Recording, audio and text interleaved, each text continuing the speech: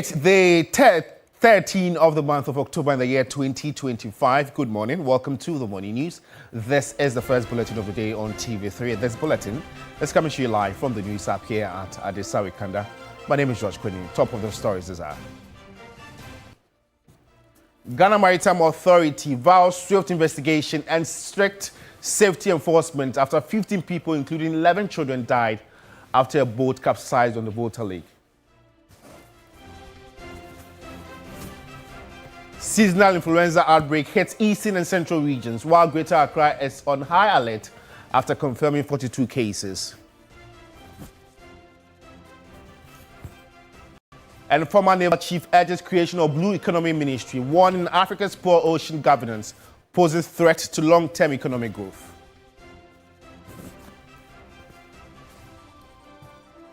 And on the foreign front, Mali to require U.S. visitors to post $10,000 bond for business and tourist visas, citing reciprocal response to similar Trump-era U.S. visa policy.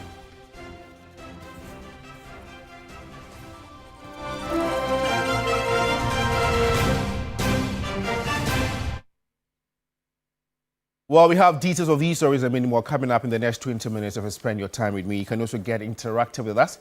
We're live on Facebook. It's TV3 Ghana. Let's begin on a rather sad note. A tragic boat accident on the Volta Lake has claimed the lives of 15 people, including 11 children, in what authorities are calling a devastating breach of maritime safety regulations. The incident occurred around 1:30 p.m. on Saturday, October 11, near Ketekrache in the Oti region.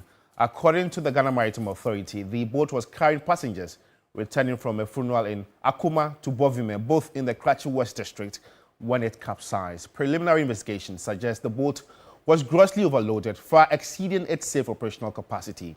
Among the 15 confirmed dead are 11 children between the ages of 2 and 14, 5 boys and 6 girls, and 4 adults, comprising 3 women and 1 man, aged between 18 and 64 years. 4 adults survived the incident. In a statement issued on Sunday, October 12, the Ghana Maritime Authority described the incident as a critical and unacceptable breach of safety standards and announced a series of immediate actions. A specialized team, including maritime safety inspectors and personnel from the Navy Task Force in Dambai, has been dispatched to the scene. Their mandate is to determine the exact cause of the disaster, investigate possible safety violations, and ensure accountability. Meanwhile, the Ghana Maritime Authority is launching a widespread enforcement campaign across Volta Lake to ensure compliance with safety protocols.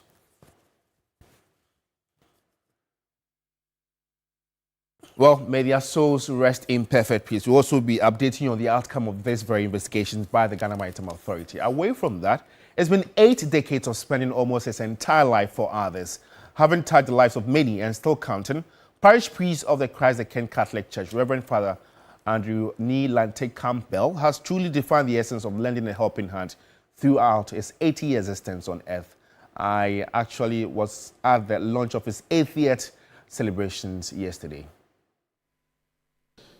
The official launch of the 80th birthday celebrations of the missionary marks years of hope for the marginalized, and today also marks 54 years the Irish Ghanaian landed in Ghana. And so this, of course, brought together friends and families, nuns and priests to be a part of this very big day. And former Vice President and the 2024 presidential candidate of the NPP, Dr. Mahmoud Bawumia, also came around, and he is a friend to the lepers and also a friend to the missionary. He's a special man. I mean, the more you get to know him, the more you appreciate him. And I have come to really appreciate him for the work he does for the poor, the marginalized, and the vulnerable in our society. He's consumed by helping people. And that is what I really think God wants us to do on this earth. I always, on a daily basis, I'm having these conversations with God because I'm trying to understand what our purpose is. The co-chair of these very celebrations is Dr. Joyce Aye. Let's hear from her. In Wager, many are cured by the families don't want them. The families don't want them. And so there has to be a place for them to stay. And I give glory to God that He united my twin brother with me and sent him to Wager. while I live in Abilingui. The actual birthday of the missionary, Reverend Father Andrew Neil Lante Campbell, is next year March, and so we'd want to take some few words from him. In my ward, and I heard a voice. God spoke to me. And this was a year away from my retirement. And he said, you haven't finished your work. Go and help the poor. You haven't finished your work. Go and help the poor. That's why I went to Wager. That's where I've been for the past 4 years, doing the will of God. So all that you talk about, I feel shy and embarrassed, I must confess. I hear all of you saying this. I'm just doing what God wants me to do. Proceeds from the celebrations will go a long way to advance in development at the Wager Leprosarium, particularly the kitchen project. George Queenin, TV3 News, Labadi Beach Hotel, Accra. Reverend Father Andrew Campbell gained the local name Nilante after he acquired his Ghanaian citizenship in the year 2013.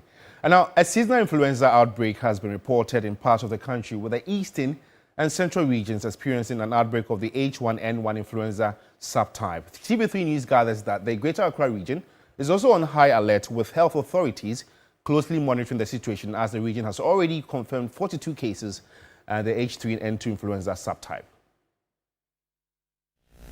The outbreak is caused by the H1N1 and H3N2 subtypes of the influenza A virus. These seasonal influenzas occur annually, typically during the cold half of the year, and can spread rapidly in overcrowded areas. The virus spreads mainly through respiratory droplets when infected persons cough, sneeze, or talk. The Greater Accra region has confirmed 42 cases of the H3N2 subtype, and health authorities are working to ensure all suspected cases are picked up early, while the eastern and central regions have recorded an outbreak of the H1N1. I cannot speak for national, but what I know is yesterday there was a meeting that some regions are having H1N1, specifically central region and I think eastern region. But for us in Greater Accra, we do not have any outbreak in any of the schools. What we have is about 42 confirmed cases looking at the past 2 weeks from our sentinel sites. We have sentinel sites, if I should put it that way, that every week we pick samples of suspected influenza cases to Noguchi for investigation. So out of that, Ayawasu East and Okankwe North reported some confirmed cases, but not specifically H1N1. The Greater Accra Regional Disease Control Surveillance Officer has assured that the Regional Health Directorate is ready to handle any outbreak with all facilities on standby. Even just this Monday, we distributed the sample containers so that in case they suspect, they can be able to take the samples to Noguchi for investigation. And apart from that, we are also doing education, because looking at the weather, this is the prime time that we always have a lot of the cases. And I would say we are safe per the data that we have, but we are also doing surveillance ongoing to ensure that in case anybody, you don't take it as the common catarrh or the common flu, but you report at the nearest health facility. And when you go, our people, the staff are ready to take the samples and do the necessary investigation for us to know what we are actually dealing with. Health authorities are urging citizens to take precautions to prevent the spread of the virus. To protect yourself and your loved ones from the flu, one is advised to practice good hygiene. Use hand sanitizers where soap and water are not available. Avoid close contact with anyone showing symptoms of the flu, and stay home if unwell. And that was a story filed by my colleague Sarah Apankro. And now, former Chief of Naval Staff Rear Admiral retired Issa Yakubu is calling for the establishment of a Ministry of the Blue Economy to replace the current Ministry of Fisheries. Speaking to TV3 at a training program on maritime security, the former Ghana Navy boss warned that Africa's weak ocean governance threatens economic growth. Former Chief of Naval Staff Rear Admiral retired Issa Yakubu underscored the importance of the Gulf of Guinea to Africa's trade, security and sustainable development. The blue economy is not only about fish. We've talked about shipping, where international trade is carried out at sea, as well as oil and gas. And we are now talking about seabed mining. And so a lot, including our data cables, all the internet we get, most of it is through cables that are on the seabed. We call them undersea cables. All these have to be protected. According to the former chief of naval staff, the Gulf of Guinea's economic significance cannot be overstated.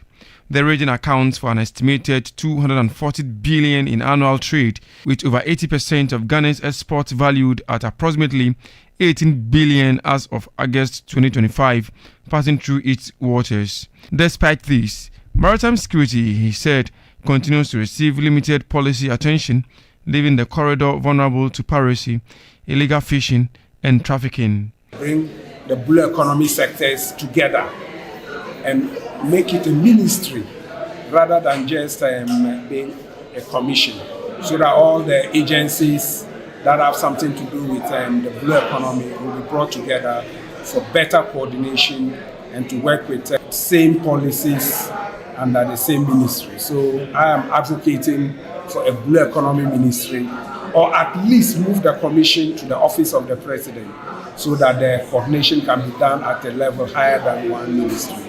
The workshop was organized by Enhanced Maritime Action in the Gulf of Guinea in collaboration with the Gulf of Guinea Maritime Institute, with support from Expertise France, to train journalists and media practitioners on maritime security, safety and the blue economy in the Gulf of Guinea. And now to Jikope, a community on Dwarf Island in the Ikwehu Afram Plains North District, where the only basic school risks closure due to lack of teachers. Stanley Nibler reports that pupils can be out of school for weeks whenever their sole teacher falls ill or travels outside that very jurisdiction.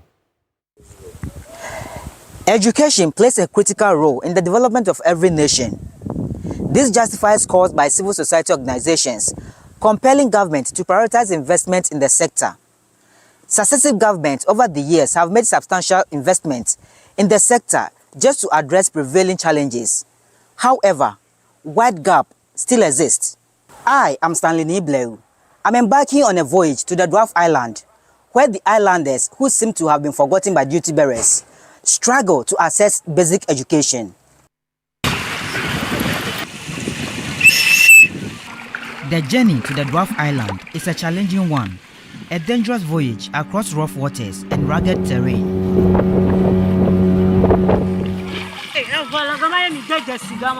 From Sidikope, the news team continued for nearly 2 hours, dangerously meandering through narrow, uneven path. Eventually, the isolated village of Gwajikope appeared in sight, a forgotten community that only seems to receive attention during political campaign seasons, where their votes matter. Education here is a daunting task. Teachers are unavailable and learning is virtually paralyzed.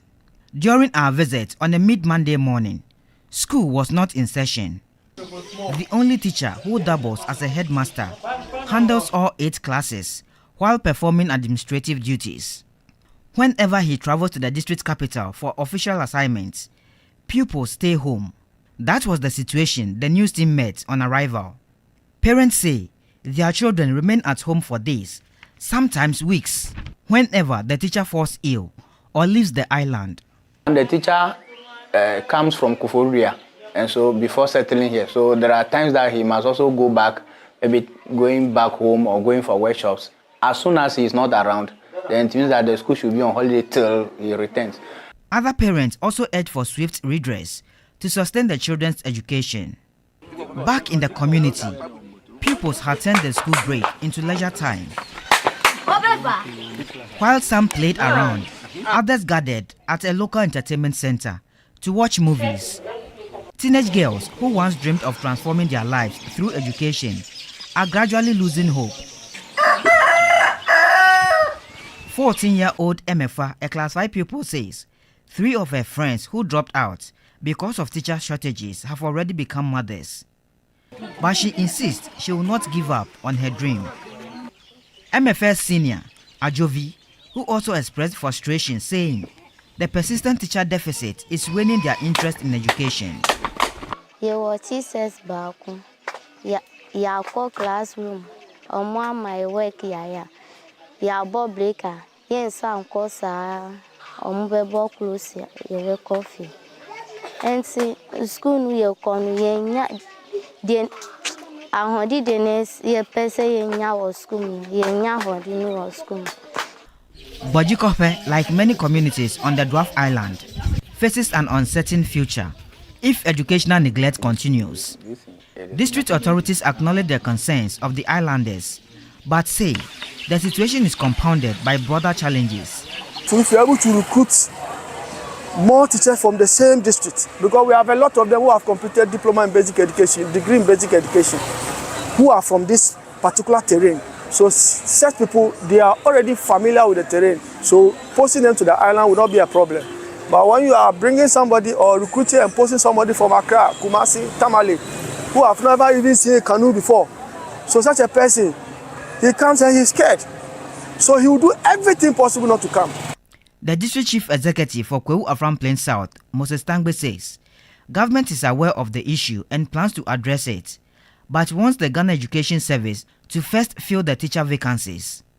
In 2012, we were able to put up 28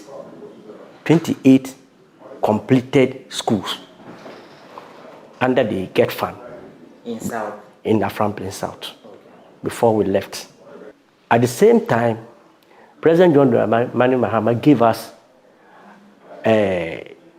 E-block completed admitted students. So I need to commend them. For education, our major challenge now is inadequate teachers. The return journey from the Dwarf Island was harrowing. The news team navigated treacherous path in the dark. Heavy rains had made the road slippery, nearly trapping us on the island. Volunteers who had guided the news team struggled through the mud as motorbikes broke down on the soggy trail. Soaked and exhausted, we pressed on, eventually crossing the Afram River to safety. The challenges endured by the news team pale in comparison to what residents of Bojikope experience daily. Their story is a reminder that access to education, a basic right, remains a distant dream for many children in Ghana's remote island communities. Until teachers are posted to Bojikope and other island communities facing similar challenges, children like MFA and Ajovi will continue to fight an uphill battle for the future they deserve. For Ghana to attain the Sustainable Development Goal 4, which aims to ensure inclusive and equitable quality education and promote lifelong learning opportunities for all by 2030, more must be done to improve infrastructure and ensure equity. Stanley Nibley, TV3 News, Dwarf Island, Eastern Region. Well, it's access to education. Let's know what you make of Ghana's efforts currently and other stories that I've aired so far. We are active on Facebook as TV3 Ghana. Engage us with your comments and hopefully read them and share them to the rest of the world. In an age where social media often paints the law as a life of glamour and prestige, members of the 2000 class of the Ghana School of Law say the real story lies far deeper in years of sacrifice, discipline and integrity. 25 years after their call to the bar, they gathered in Accra to celebrate not the spotlight, but the silent grind behind their success. It's been 25 years of service to the law, to justice, to the nation and humanity. Members of the 2000-year group of the Ghana School of Law gathered in Accra to celebrate their Silver Jubilee, a moment to reflect, reconnect and give thanks. Justice David Kwabena Adadeboafo of the Court of Appeal said milestone is not just about personal success, but collective perseverance. There's a lot of achievement within the group, a lot of success within the group, and we felt that it was necessary to celebrate that and enjoy the moment. It's 25 years of hard work, of difficulty, of struggle, and of life. Manager of the Accra Court Complex, Patricia Afale Datson, emphasized that the journey has been one of discipline and integrity, values that continue to define the profession. Success is not by sudden flight. It is by hard work, grit, and determination. Most of these young ones, they are all in a hurry to make money. And yeah, you can understand to a certain extent because the cost of legal education is very expensive these days. So they are in a hurry to make money. But it is not about money. We've been taught in school to understand that the practice of law is a calling. So there are times that you would have to render services pro bono without earning anything. And that should be your contribution to society. As the profession evolves, the seasoned lawyers had a message for the younger generation entering the legal field, a reminder that the glamour often seen on social media is far from the reality of practice. There's not as they perceive it to be. They're interested in the social media pictures and all that. It's nothing. Just a day. That day is just a day. The hard work lies ahead. They're going to be tested morally. They're going to be tested intellectually. They're going to be tested in so many forms and ways. Law practice is not an easy thing. It's not a glamorous thing. It's not a money-making venture. You have to work hard and graft, and they have to be humble enough to listen to their seniors, to learn from chambers, and not branch out on their own without being in their raw stage. It's like an apprenticeship. You have to learn that work. Some of us stayed in chambers for over 10 years before we actually even thought of leaving chambers to do other things. So they have to work hard. For many in the 2000 batch, their 25-year journey stands as a testament for perseverance and dedication, proof that the practice of law remains at its core a service to humanity. This celebration not only honored their professional achievement, but also reaffirmed their commitment to mentoring the next generation. It also reminded young lawyers that while the robes may symbolize prestige, the true essence of law is found in service, humility, and integrity. Well, before we go, let's do some international news. Mali has announced that U.S. nationals visiting the West African country will be required to post a bond of up to $10,000, that's £7,500 equivalent, for business and tourist visas in response to a similar requirement the Trump administration has imposed on its citizens.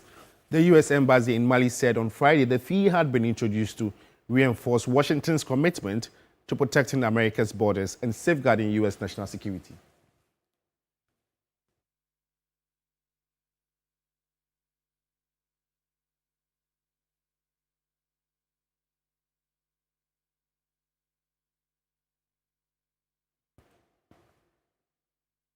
Well, on that foreign note, we end the morning news. For more news updates, just log on to our website, it's 3news.com. Alternatively, you can join my colleagues, Mauna Egbeta and Kebini Amano, at 12 on News Central. In a world where you can be anything, just be kind. It costs nothing to be kind. Thanks for watching. Have a good morning.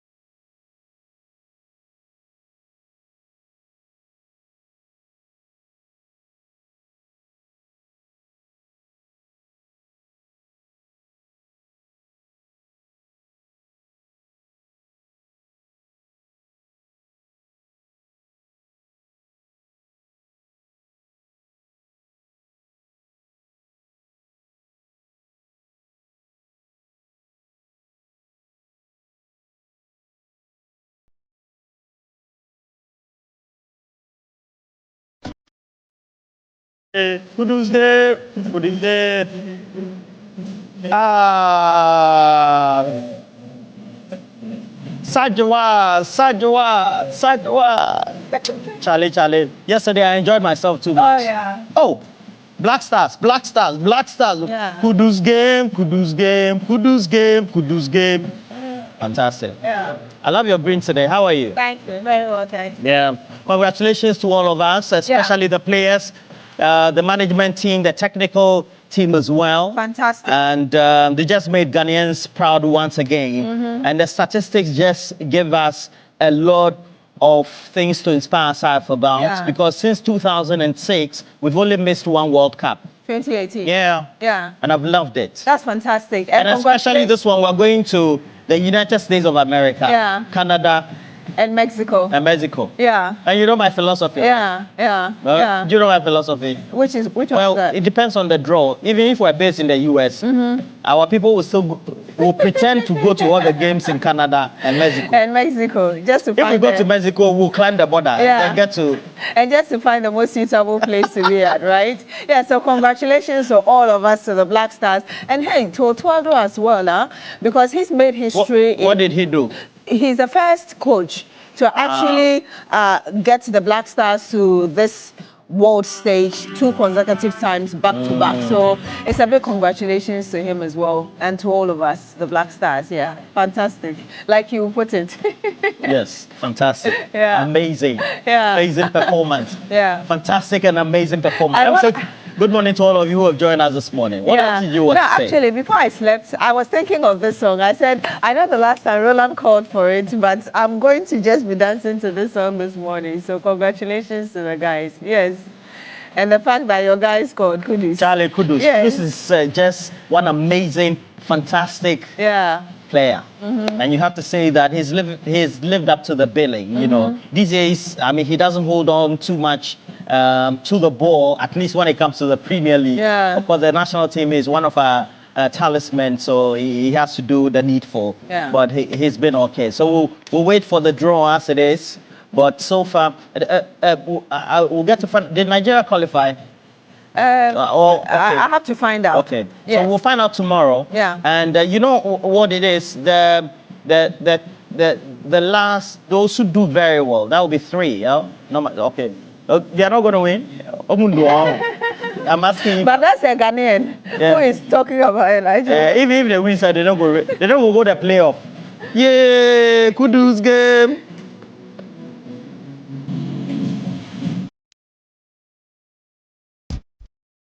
Yeah. So we're going to bring you Johnny's Bite from the studios of 3FM 92.7 and bring you all the latest conversation when it comes to big issues. You would know by now, the Ghana Water Company, they've been raising alarm about the state of our water bodies as a result of illegal mining, or galamsey, and now they are shutting down their plants as many as we can. We're told that apart from Kwenyaku was announced the first time. Now we have Chebi, the treatment plant there, and we're getting sources within the Ghana Water Company indicating that other water treatment plants could also be shut down. Don't forget that some months ago, they talked about Winneba as well, and it seemed to have been a very serious one. And so, I mean, gradually, they seem to be shutting down all across the country where illegal mining activities are ongoing. So that's quite serious. Yes, it is. It seems we are drawing more closer to the prediction by many that very soon we're going to be importing water. Yeah. So we'll be joined by Ede Magbana. We're going to have Yakubu Adams, who is a toxicologist. I mean, basically toxicologist. All right. And then we're going to have, in place of Ede Magbana, we decided to substitute him, last minute substitution. So the CEO for the MPA, as well as director for the legal directorate of the NDC, Eduji Tamaklo, will be right here. And we'll also have Andrew Apia Dankwa, legal practitioner, and then Dr. Bernard Tutu Boahen. And we're going to have some great conversations right here. Bernard, yes. Because of El Bernard, the great prophet, the preacher. I like him so much. I'm just happy how happy you are. I mean, no, all of us are happy about the Black Stars, yes. But I haven't been to the US before, so because of Black Stars, I'll be going to the US for the first time. Okay, you just indirectly applied for a visa on a... Yeah, it depends on Donald Trump, right? Yeah. So, oh yeah, wonderful replay of what we watched last night. Look at that.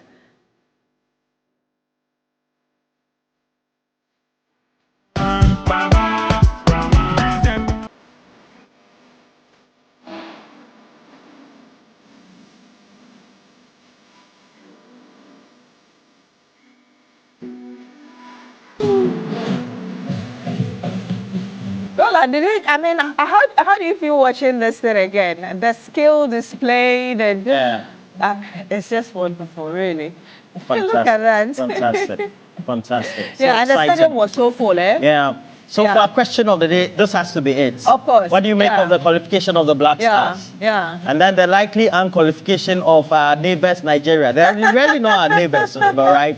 Because you have to go to Togo and Benin before you go to Nigeria, but cross the Sebe border before you enter Nigeria. But I just love how we're always in competition when it comes to football and jollof with Nigeria.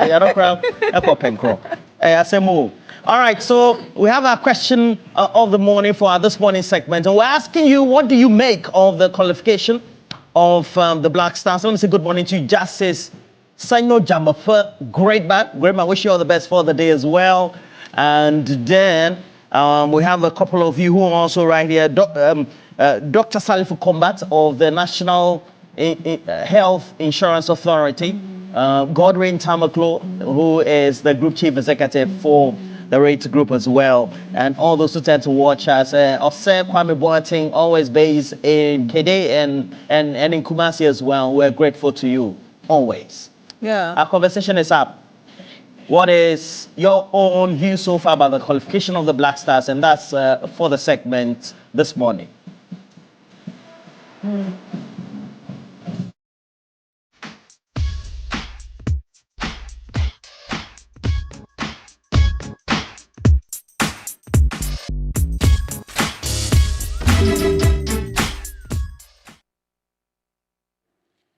And of course, we'll be getting your thoughts on what you make of that amazing performance, stunning performance by the Black Stars just last night, making all of us very excited. But hey, it's the beginning of the week, and you know that we're here to give you cash as well. Dial *439#, follow prompt, and pick your favorite platform. And of course, your favorite platform right here is TV3. That's number 2. We're giving you 1,000 cedis. Of course, it's 10,000 Ghana cedis for 10 people and 1,000 Ghana cedis to each person. The more the stakes, the higher your chances of winning. And so continue at dial *439#. You follow the prompt and pick your favorite platform right here on TV3, which is number 2. Roland will tell you, stick over 40 times, that you know that your number will obviously, without a doubt, be on top. And you get that 1,000 Ghana cedis for the beginning of the week. Let's go to Idrisu. He joins us live. Good morning to you, sir. Thank you so much for joining us. I hope you're well this morning. Tell us where you're calling us from. By the grace of God, I am better than you people there. Wonderful. One time. Charlie, I'm well, Idris. Yes, this is Idris calling you from Upper West Region. Wow. Yes, sir. How is Wa this morning? Oh, we thank God. That is very good. Rice is very good. Great. Let me say good morning to the local people in the Upper West region. I told you that anytime TV3 is on, Upper West is also on, what is on. So let me say good morning to them in the local language. And I'll say good morning to the NPP regional chairman Abdulaziz's wife. And yesterday, Ghana Black Stars have done something that everybody was not expecting. You know that the first time that we went to the World Cup to see that Ghana was either in our local business sport. But it came to a time because of politics, Ghana was outside the sports again. But we hope now things are getting better again. But what I need from Ghanaians is that we need encouragement. Ghana, we need encouragement to encourage the players. That is what these people need. If you look at the players, they all are very happy to play for Ghana and get a good name. But you see somebody sitting outside, you cannot even afford data 1 cedi for yourself, But when you just get some small data, you go to Facebook or any social media handle and just insulting the player because of tribalism in sports doctrine.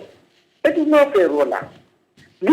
Everybody in Ghana was not expecting these people to qualify for the World Cup. By the grace of God, they have qualified. The next thing we need is that we carry them to the quarterfinal or the semi-final. We shouldn't expect final. This is what we expect to be expecting quarter or semi-final. You understand, Roland? But we say good morning to the Ghana Black Star team and then the technical team and everybody who has time for Ghana. We beg them. Just support the people. Now Ghana is now getting to the system again. When they say football in Africa, we now say Ghana first. Yeah. I hope it will continue. So thank you. Thank you once again. Thank you so much, Idris, calling us from WA. Obviously, all of us very excited. But he made a point, though, that we should encourage the stars so that they continue with their performance, not just to get to quarterfinals, but semi-finals. And hey, who knows? We could bring the cup home, I hope. Well, we're not going to win the World Cup, so. Yeah, so. Because we qualified. Yeah, but at least we should be somewhere. I mean, not number 4, within the first 3. Is it not possible? No, it's not. Okay. Not with the. I mean, as much as my time now, it be possible, but now the challenge. Okay. Let's see how far we go. Okay, let's go to Isaiah now, who joins us. Good morning to you, Isaiah. I hope you're well. Tell us where you're calling us from and your own thoughts. Good morning, I'm doing well home. Looking at what has happened yesterday, even I had some kind of cold that it has escaped. And I know, looking at your faces, with this kind of performances, all of us will remain very young and young forever. Just like a colleague of mine has said, I want to first of all say good morning to my good people of London, especially my MP, Dr. Richard Queen, and to you people there. What I have to say simply is just that now Ghana is at peace. Black Stars was the hope of this country. Anytime we had our political issues, but Black Stars will come and coil everything and make us one people. But I got to a point I never knew what was happening. Was it leadership failure and whatever? But as of this moment, we thank God that things are over, there's resetting, and we are going to have the ultimate. Somebody will say that we should encourage the Black Stars, but ended up saying that we shouldn't be expecting the finals or the cup to Ghana. I am optimistic that the Black Stars are going to America or wherever is going to be staged, and they are going to come back to this country with the World Cup with high hopes. Why? Because as a student who is always optimistic, you have to aim for an A. If you don't get an A, but you get a very responsible mark, which may be a B+ or a D. But when you say you want to get a C, and you don't get a C, you are getting to D, and finally you are getting to an F. So for that matter, let's encourage our people, let's support them, let's give them moral praises, let's praise them, let's criticize them, but let's not put them on the chopping board so that our country will be great again. Africa will be no Africa without Ghana when it comes to football. And I must say that I know if President John Dramani Mahama were to be in Ghana yesterday, at least we should have backed more than 10 goals. That's just on the light of it. But now, everybody in Ghana as of this moment is at peace, and the Black Stars are giving us the blood pressure, the BPs, and all those things. We will see that going forward, the hospitals will be free a bit. Thank you very much. Thank you so much for sharing your views with us, Roland. He obviously disagrees with you that we can't bring the cup home. No, we can't. No, I like being more realistic than idealistic, so. Okay. Yeah, we cannot. I mean, this thing there. And we have a couple of comments, and that's a good thing. So, Prince Henry Kofodia says, Coach Otoado does not have the ability to effectively help us reach high standards in this World Cup we are going to participate in. We're glad we qualified, though, but I wish we change Otoado, the coach. And it looks like a lot of people are agreeing with him. Well, I'm not sure a lot of people. I've just had 2 or 3 people. Zilis Dwayne in the UK says, Otoado Diaishao, he's not good oneself, technically and tactically bankrupt. It's a fact. Sack him now. I've always been watching his games, and sometimes he just is bereft of ideas. That's Zilis Dwayne. Zilis Dwayne knows a lot about football because he's a Liverpoolian, Liverpool supporter. Liverpool supporters, they are very good.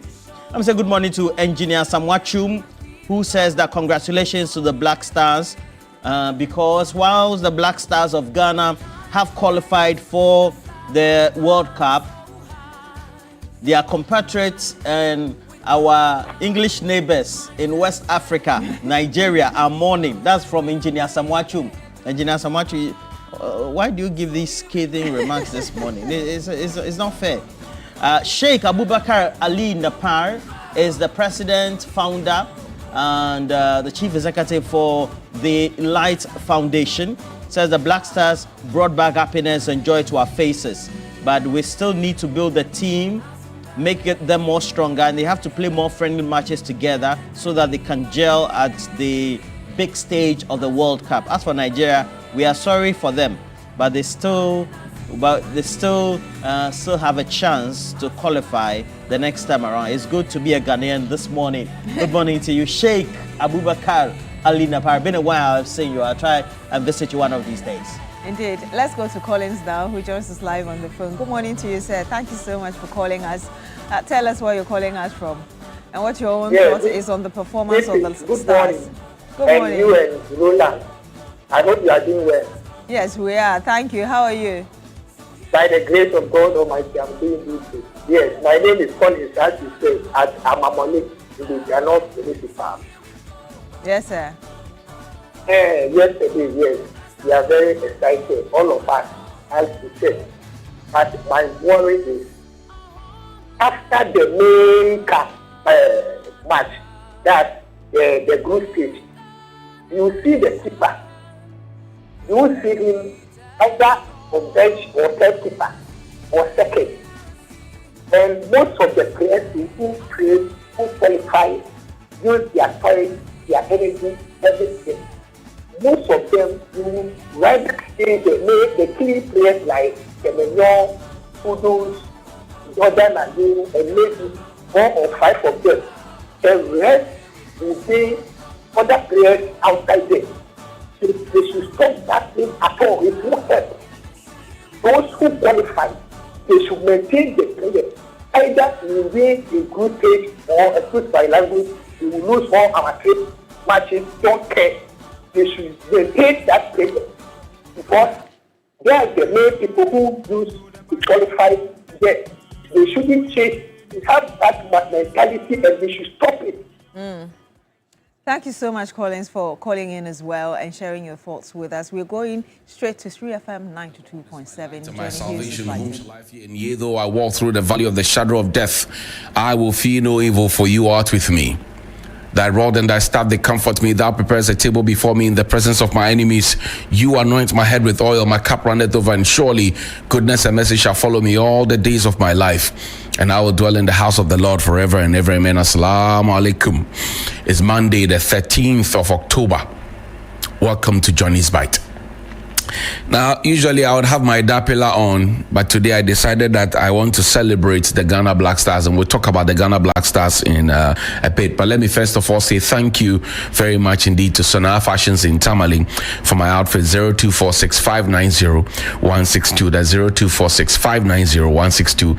And also to say a very special good morning to Auntie Adole Brown. Good morning to you wherever you are. We are grateful. And to all the senior citizens who spend time to watch us, the grandmas and the grandpas, we celebrate you this day. And to all our affiliates across the country, to the trot drivers, to the taxi drivers, to the lawyers, to the bankers, to the accountants, to the plumbers, to the masons, to the carpenters, to the food vendors, the bean sellers, the gobe sellers, the watch sellers, everybody who spends time to watch us and to share our content, we appreciate you. And this morning, before I get into anything at all, I want to quickly talk about the Rosebank International University College. Now, the Rosebank International University College is what I call the adult Montessori. Today, I just want to take you, if you haven't had a chance to go through the Rosebank International University College, I just want to take you through, the motion to have a fair view of what the university looks like. And Kuzo will be putting the pictures up so you get to see. I call it the adult Montessori. They are open for admissions now to begin in January 2026. And you can't afford to miss it, because once you attend the Rosebank International University College, you get an opportunity. That's the reception area, for example. That's one of the consulting rooms if you are a student and you have an issue. That's a beautiful photo of the former High Commission from South Africa to Ghana, and that's the staff area going up there. Very beautiful place. That's the kitchen, world-class kitchen. So if you want to learn about hospitality, culinary skills, shopping it, be international and intentional about it, so you're able to get your global accreditation and your jobs. That's a computer library right there, ICT lab, and then that's an eatery.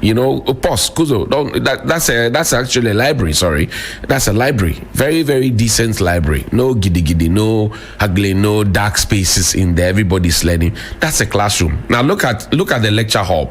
The lecture hall is not overpacked. The lecture hall is very, very spacious. The lecture hall is not, where people will be sitting, on windows and trying to understand and trying to hear what the lecturer has to say. There's a faulty PA system. We've all been through it in this country. We know what it means. But this is an internationally accredited, GTEC approved, South African Authority approved, City and Guilds approved, and they're bringing you this quality right here. Look at this small class size. So how is it that you're able to learn in such a class and fail? You cannot learn in such a class and fail. And that's what Rosebank International University College brings to you. They have all the necessary accreditation, and they are running all the programs that you're looking for, programs in culinary, programs in ICT, programs in business, and all put together. They make you thrive. It's an international university. They are inspiring excellence. They are open for admissions. Please call them 0307 007 800. That's 0307 007 800. That's if you are in Ghana. But if you're calling from outside Ghana, and I encourage you to come to Ghana to come and learn, because the climate is also very good. Plus 233 307 007 800. That's plus 233 307 007 800. Again, plus 233 307 007 800, or www.riuc.edu.gh, and you will thank me later. It's an adult and a Montessori. It's right on the Opebia Road. You go right there, and then you can, make all the inquiries you want to make. They have global programs available and ready, expert lecturers. Look, tomorrow I'm sure I can show you some of the great persons who have gone past through the Rosebank International University College. There's a school affiliated to the IMF. Yeah, there's a school affiliated to the IMF World Bank. It's a big school. So when you attend this opportunity to do exchange programs in Ghana and South Africa, look, what are you waiting for? Please call them now. Go to the Opebia campus, and that's the only campus on the airport stretch, and you get the opportunity to be delighted beyond measure. Now, yesterday, the Black Stars of the Republic of Ghana, Black Stars of Ghana, they made us so proud. So proud that they forced me to take off my dapple as a chief to wear this my red, gold, green hat that I bought from a friend yesterday. Even though it was impulse buying, I love it because it's beautiful. And our Black Stars have finally qualified to the World Cup, and we are happy that they will be in Canada and the US as well, and they will be showing us what it is. People have been asking questions about Otuado. People are saying that it was because the finance minister, the sports minister literally threatened to say, hey, I don't like what you are doing, I don't like the way you're working, all of that. That's how Akam is delivering. But have we given them enough support? Yes. Are they delivering? Yes. Will they continue? We don't know. But what do we want? We want them to be able to win. That's all. Go na yefife. Like Elijah Grunsa will say, go na yefife. So congrats to the Black Stars. Congrats to the management and leadership. Congrats to the GFA. leadership.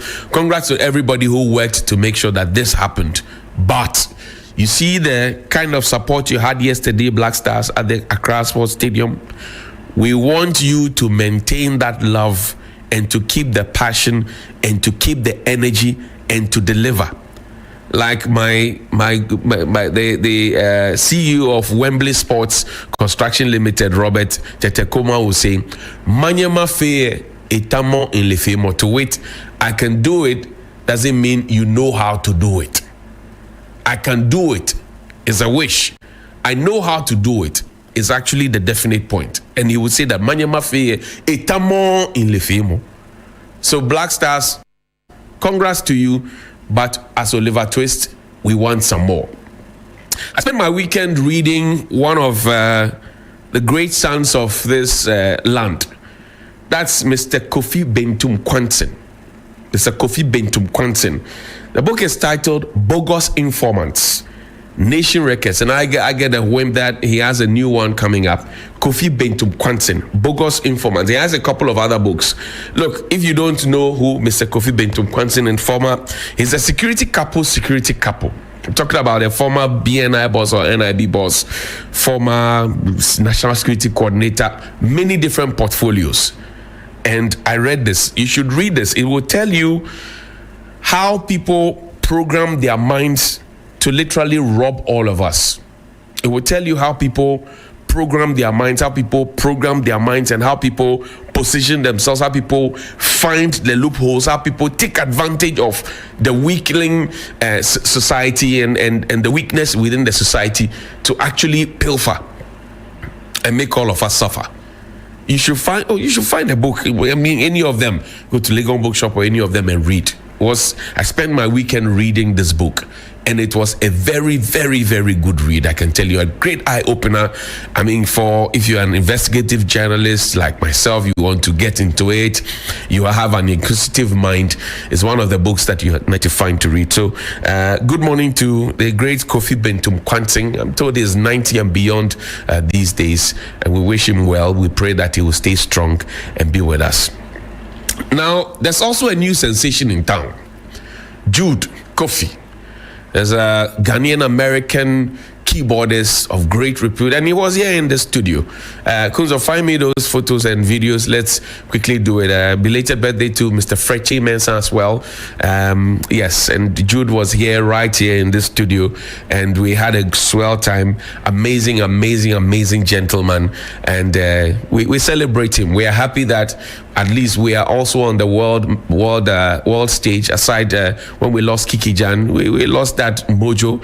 Aside a few who have taken us out there, the Jedouble Ambules of this world, the Uncle Lebu Taylors of this world, the Daniel Entry and the Adrian Pap Band, the Philip Aqua and the Patch Bay Band and Santrophy and all those guys have taken us out there. But Jude is actually making it happen. And we, on this occasion, wasn't dancing to gospel, by the way.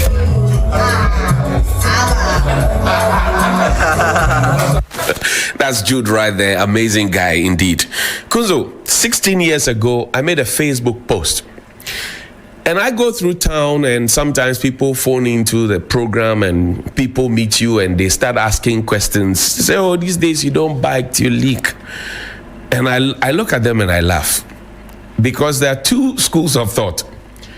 Those who will be happy with what you do, and those who would never be happy with what you do. Those are the two schools of thought. Those who will be happy with what you do, and those who would never be happy with what you do. There are two kinds of people. If you go around bothering yourself with either of them, you will be in trouble, because then you will lose your originality. I'm talking to you as a younger person, and maybe sometimes people my age and people who might be older than me, but have not really thought through this.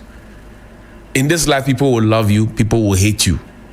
It is a fact of life, it's a reality of life. 16 years ago, and I want to show you what consistency is. 16 years ago, I wrote this. It was in 2009. It was on the 12th of October, 2009. At the time, Galamsey had not gotten to this crazy height. In fact, if I'm not afraid to say, you wouldn't say that there was Galamsey at the time. 16 years ago, where were you at the time? Were you in JSS? Were you in primary school? Were you now in nursery school or kindergarten? I was practicing. 16 years ago, yesterday, Facebook reminded me that on the 12th of October 2009, I said, protecting the earth has become a Herculean task. Yesterday was the ozone layer. Today is melting ice and rising sea levels. Tomorrow may not give us the chance to talk about it. So before you dismiss that small waste, remember that it could produce a big, sad story. I'll take that again. Protecting the earth has become a Herculean task. Yesterday was the ozone layer. Today is melting ice and rising sea levels. Tomorrow may not give us the chance to talk about it. So, before you dismiss that small waste, remember that it could produce a big, sad story. 16 years ago, I wrote this. 16 years ago. Where were you at the time? Before you could afford 5 CDs data to insult people, where were you at the time? And what is the story now? Today we are talking about Galamsey, and today we are making it look as if we never spoke about anything before Galamsey came, and even now we don't speak about anything else because a certain regime is in power. 16 years ago in 2009, who was in power? It was the late Professor Mills. I was MPP then, I'm sure. Very, very MPP, blue, white, and red. When I was talking about it in October, which was a few months to the elections or a few weeks to the elections, yes, I was certainly paid by the MPP to do that. Is that what we call consistency? Today, and even yesterday, I'm still talking about the same issues. Because we'll have people go to COP20, whatever. We'll be talking about the ozone layer. We'll be talking about pollution. We'll be talking about plastic waste. 16 years ago, I spoke about it. Now, 16 years ago, what were you talking about? Today, you have found your mouth because we have to talk about, and it's important that we talk about Galamsey. And then we start picking on people like Awola Sewa and the rest who are talking about Galamsey and are talking about it with all their might and power. People who already have their bread and butter to eat and they could actually keep quiet or pick their passports in their bags and leave the country. People who will not politicize this stinking Galamsey thing. And instead of us coming together to fight it, I'm happy that Labour is coming to the table again.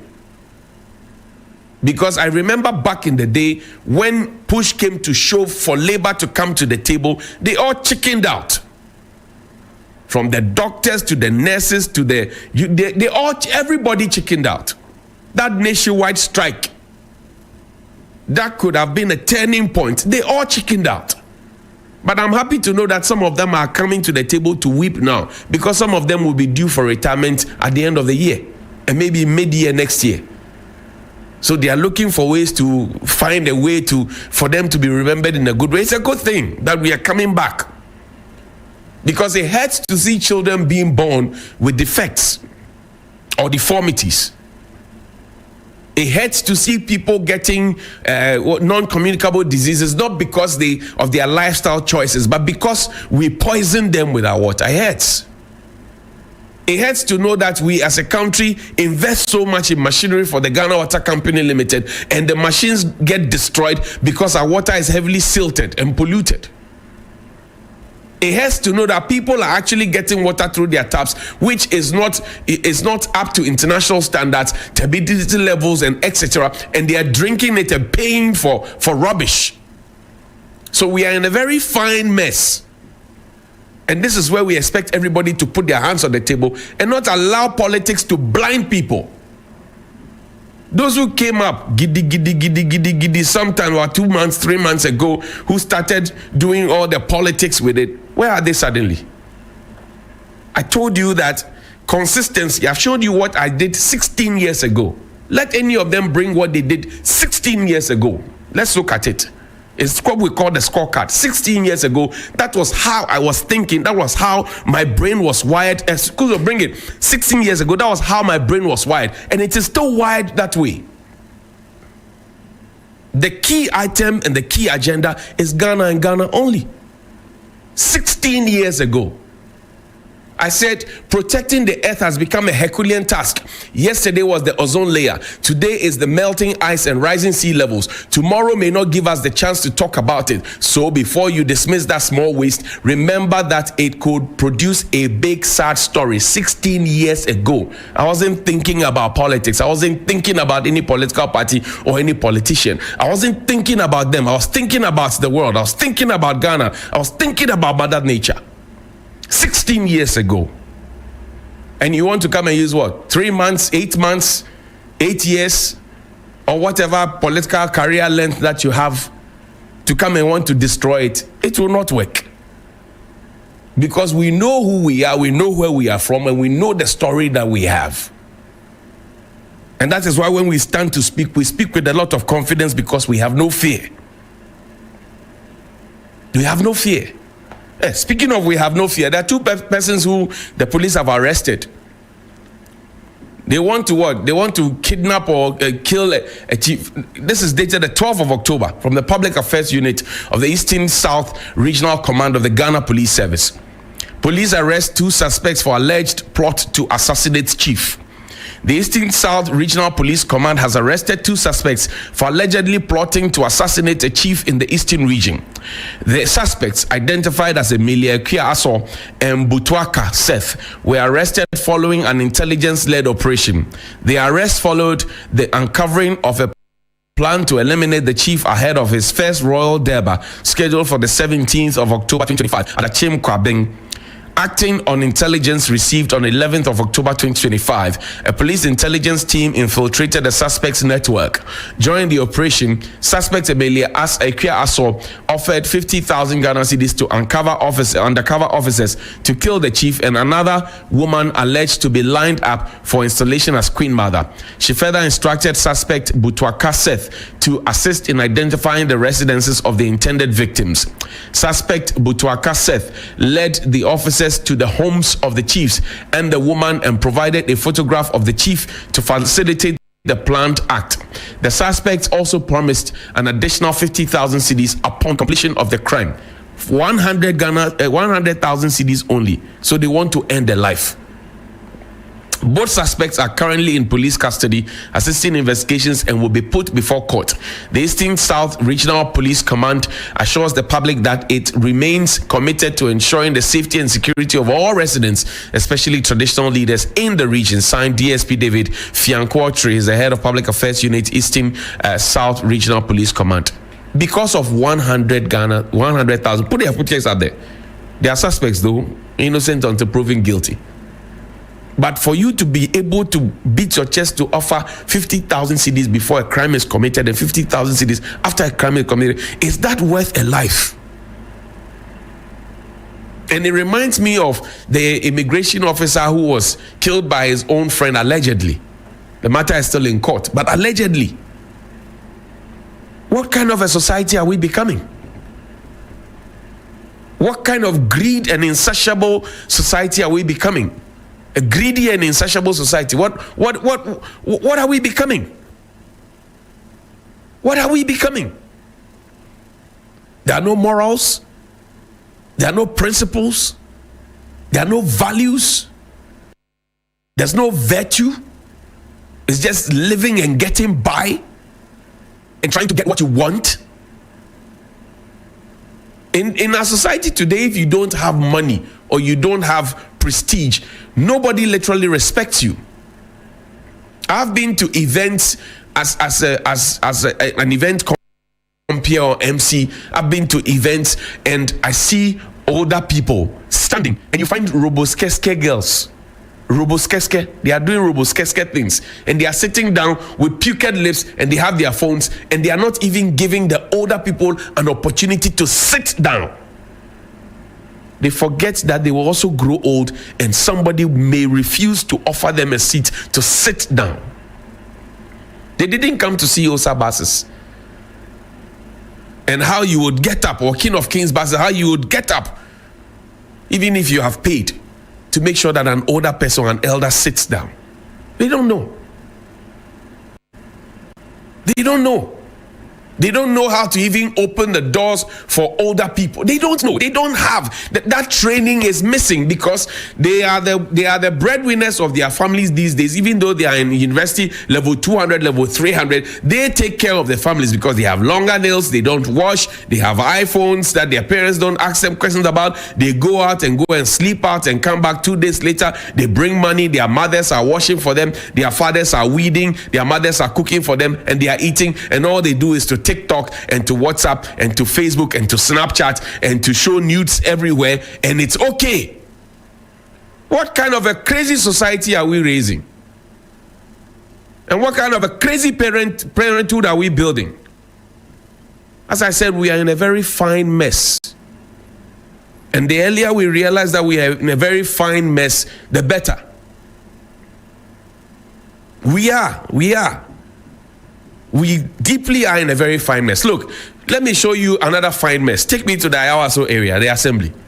I've done this before, but there's an update, and I want to share that with you. Quickly, we'll do this, and then we'll wrap up. So, no, not this one, because of the other one. Now, there's no, not this one, there's another one. Some persons put together, because of the previous one. People put together their heads, two people put together the heads. Well, good. Now, this is dated the 16th of July 2025. The Municipal Chief Executive, Ayawaso West Municipal Assembly, Jowolu, request for a meeting with the head of the local government service. I write to inform you that the head of the local government service, per letter dated 16th of July 2025, has requested to meet with the municipal coordinating director and the presiding member of the Ayawaso West Municipal Assembly on Thursday, the 17th of July 2025 at 11 a.m. prompt. The meeting, which will take place at the office of the head of the local government service, aims to engage the two parties in a constructive dialogue towards addressing the strained working relationship, which is gradually affecting the image of the assembly and diminishing the public confidence in local governance. You are kindly requested to ensure that the attendance of the affected officers at their scheduled meeting. Please accept the assurances of the Honorable Regional Minister. Lillian Abeka is a Chief Director Regional Minister. Show me the other document. No, the first one, the very first one. Now, two people put their heads together and put together an account that was not approved and put the assembly's money in it. What has happened to them? This is dated the 20th of May 2024, right? And then it's dated the 1st of July 2025. Sorry about that. I'm talking about the reference. I was confusing the reference with that. Composition of a committee for investigation into allegations. The office is in receipt of a petition for some assembly members of the Ayawaso West Municipal Assembly to cause investigation into the actions of the municipal coordinating director and municipal finance officer. Consequently, I have the pleasure to compose a 3-man committee, including the regional economic planning officer, the regional finance officer, and a principal internal auditor to investigate the veracity or otherwise of the allegations and make recommendations. The committee is given 10 days from the date of this letter to bring a report of their findings and recommendations. Ms. Portia Tego will be the secretary to the committee. By a copy of this letter, the municipal coordinating director and the finance officer of Ayawaso West Municipal Assembly are hereby informed of the petition and the composition of this committee to investigate, and are kindly requested to give the committee all the necessary courtesies, support, and access in this exercise. Please find attached the petition for your consideration and further action, and hope to count favorably on you. Lillian Becker writes again. Now, show me the latest document, Kuzo. The latest document we have is that some transfers have been made. This is the 26th of August 2025. Posting of officers. 26th of August 2025. Posting of officers. And you keep that letter on.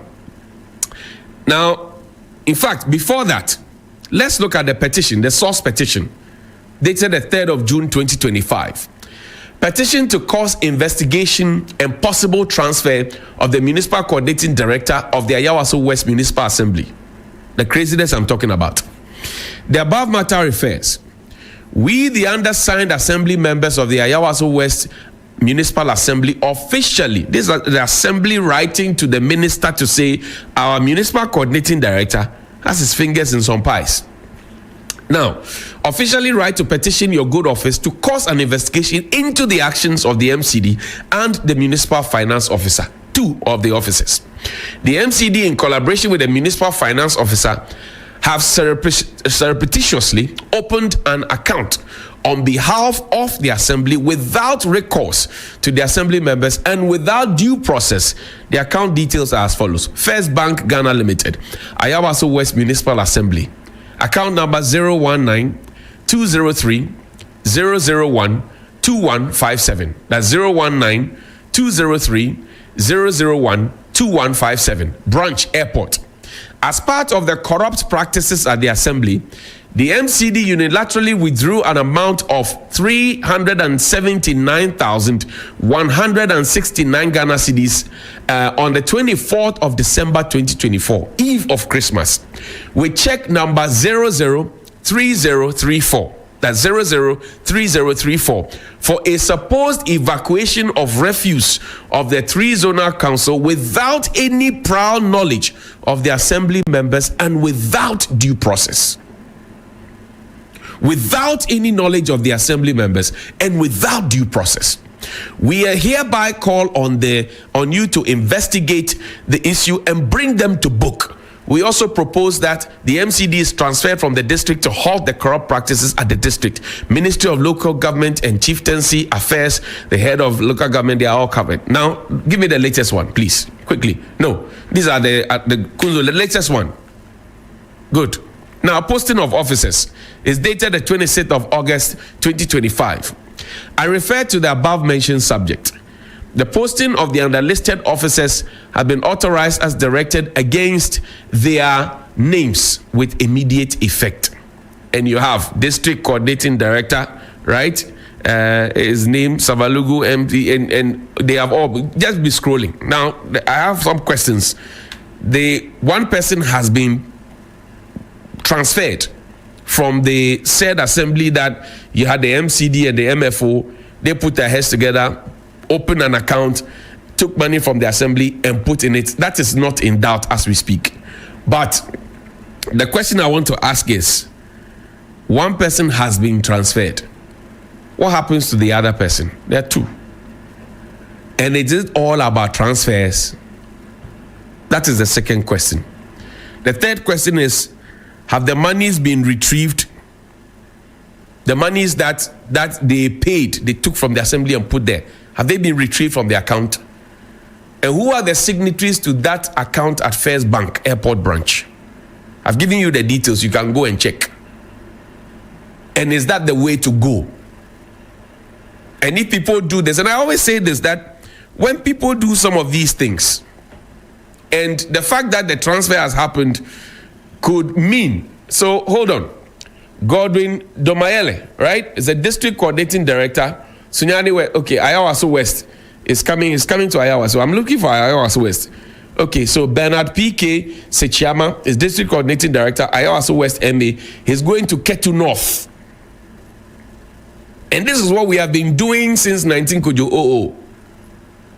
People commit mistakes or for whatever reason, and we say, oh, we are moving you from here, we're taking you to the north, or we're taking you somewhere.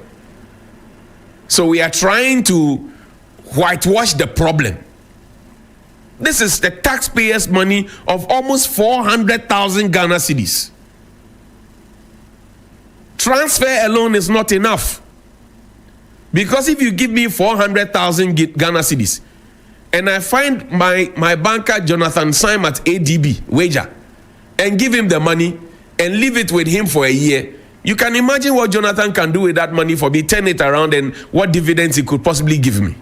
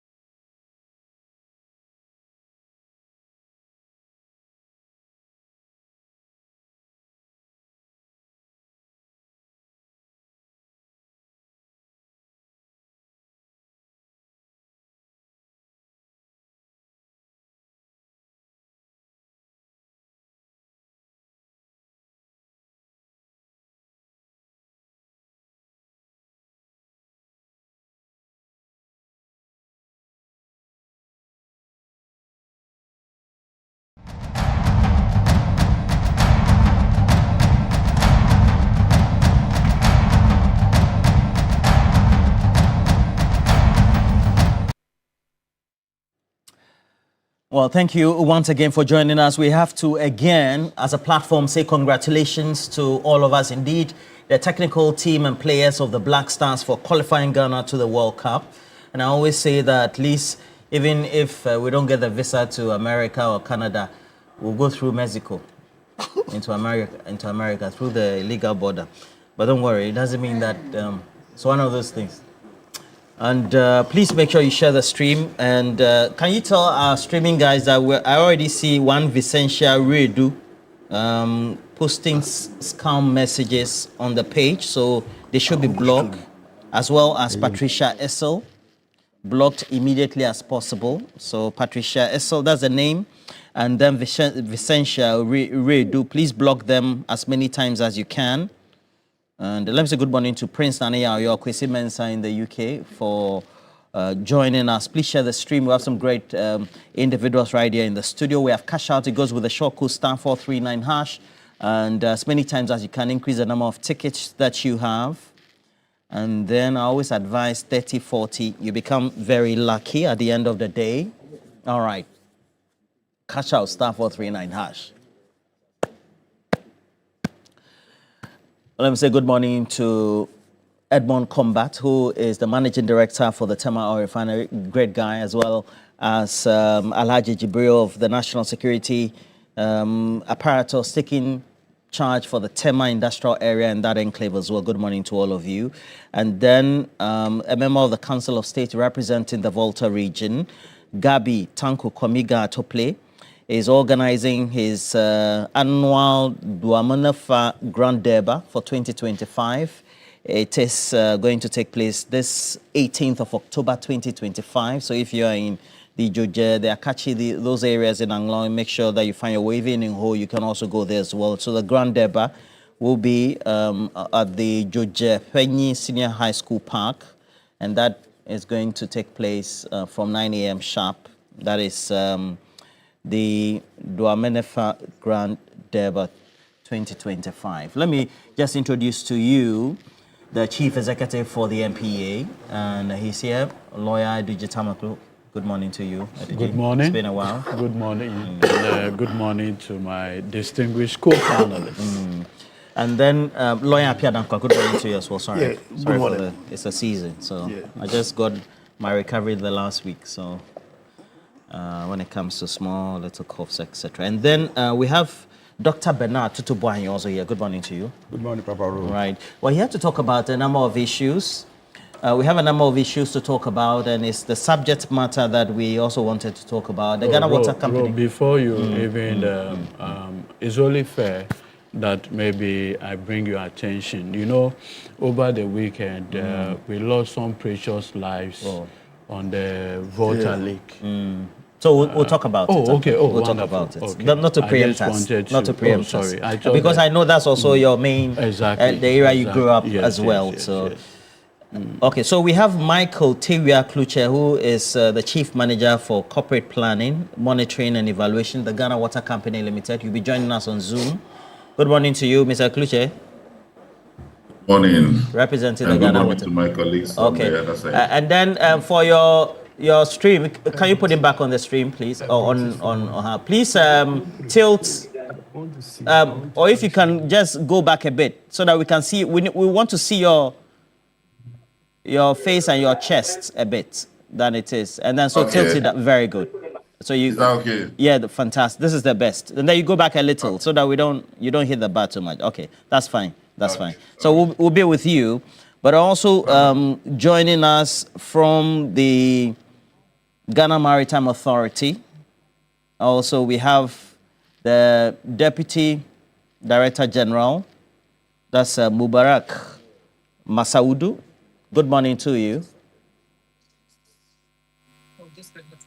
Okay, and it's good morning, Roland. Okay, he's joining us because there was a boat accident over the weekend. It's been a while I've seen you, Masaudu. Good to see you right there. And there was a boat accident over the weekend, and the Ghana Maritime Authority is reporting and confirming that the incident, the fatal boat disaster, happened on the Volta Lake. It resulted in some fatalities, at least we're told 12. It happened in the Volta Lake or on the Volta Lake, but near Ketekrachi, and grossly due to overload of the boats. It's something that all of us are used to, but sometimes the bodies of 12 of the deceased have been deposited at the Ketekrachi and Rara government hospitals or the mortuaries of those hospitals respectively. But the investigations are ongoing, and that's why we have Masaudu on the stream currently. And Mr. Masaudu Mubarak, what's the latest so far? We know that you confirmed this fatality.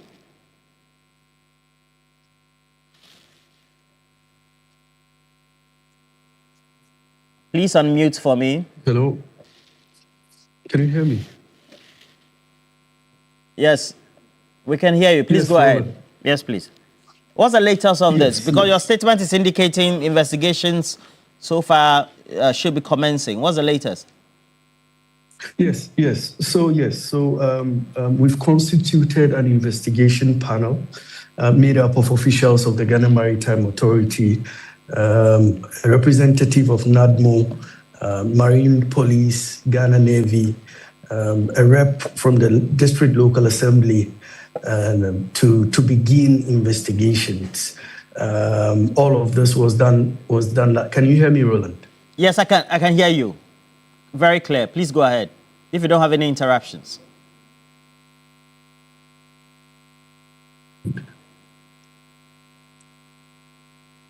Please go ahead. Yes, so all of this was done over the night. So at this stage, aside the one that we've shared in our press release. And can you confirm the fatalities? Because some reports say 12 or 15, and especially the numbers. I know at least the children are said to be numbering around 11 or so. Yes, so the information we got from our men on the ground and a team from the naval detachment that is stationed there has it that 15 lives were lost in total, 14 of which, two of the kids that died have been laid to rest, and the remaining are still at the morgue. So in total, it's about 15 lives that we lost. That is the information we have from the ground. I went to school in Bishop Emankpando, so I have classmates, etc., who lived around the enclave. I have some relatives also who tend to live along the Volta Lake as well. And for the Ghana Maritime Authority, these constant fatalities as a result of perhaps the inappropriateness of transportation on the lake, how do you usually do the tackling? Are there new ideas you intend bringing on board, etc.? No, certainly. So some of the immediate measures we've been able to put in place since we were appointed to this role has been that the key of it has been the deployment of a search and rescue vessel called Mate Clote that we deployed at Kwandu Topo to be able to respond to some of these incidents when they unfortunately happen. So that is one. We've intensified our education to people living along the Volta Lake. The Ghana Maritime Authority we are increasing our presence. So we have presence at Kwandu, Topo, Dambai, Ketekrachi, Yeji, Sabuba.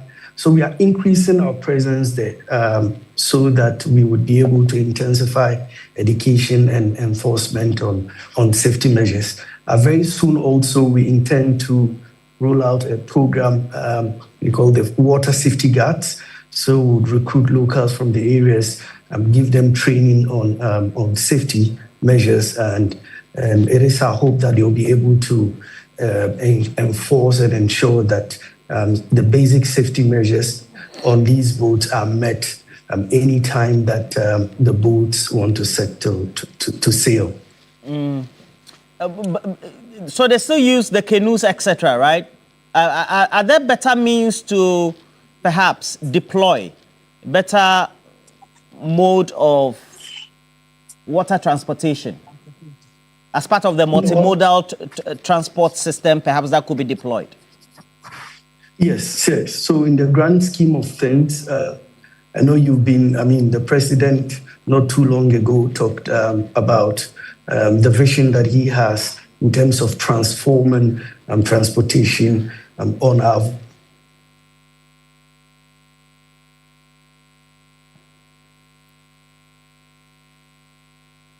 All right. I know that the Volta Lake Transport Company also is doing a lot of making some efforts to increase their fleet so that we would have improved means of transporting people and goods in and on our Volta Lake. So yes, so there are better means of transport, but unfortunately, you realize that the communities dotted along the Volta Lake are so many, and sometimes, a vessel or a ferry usually would transport,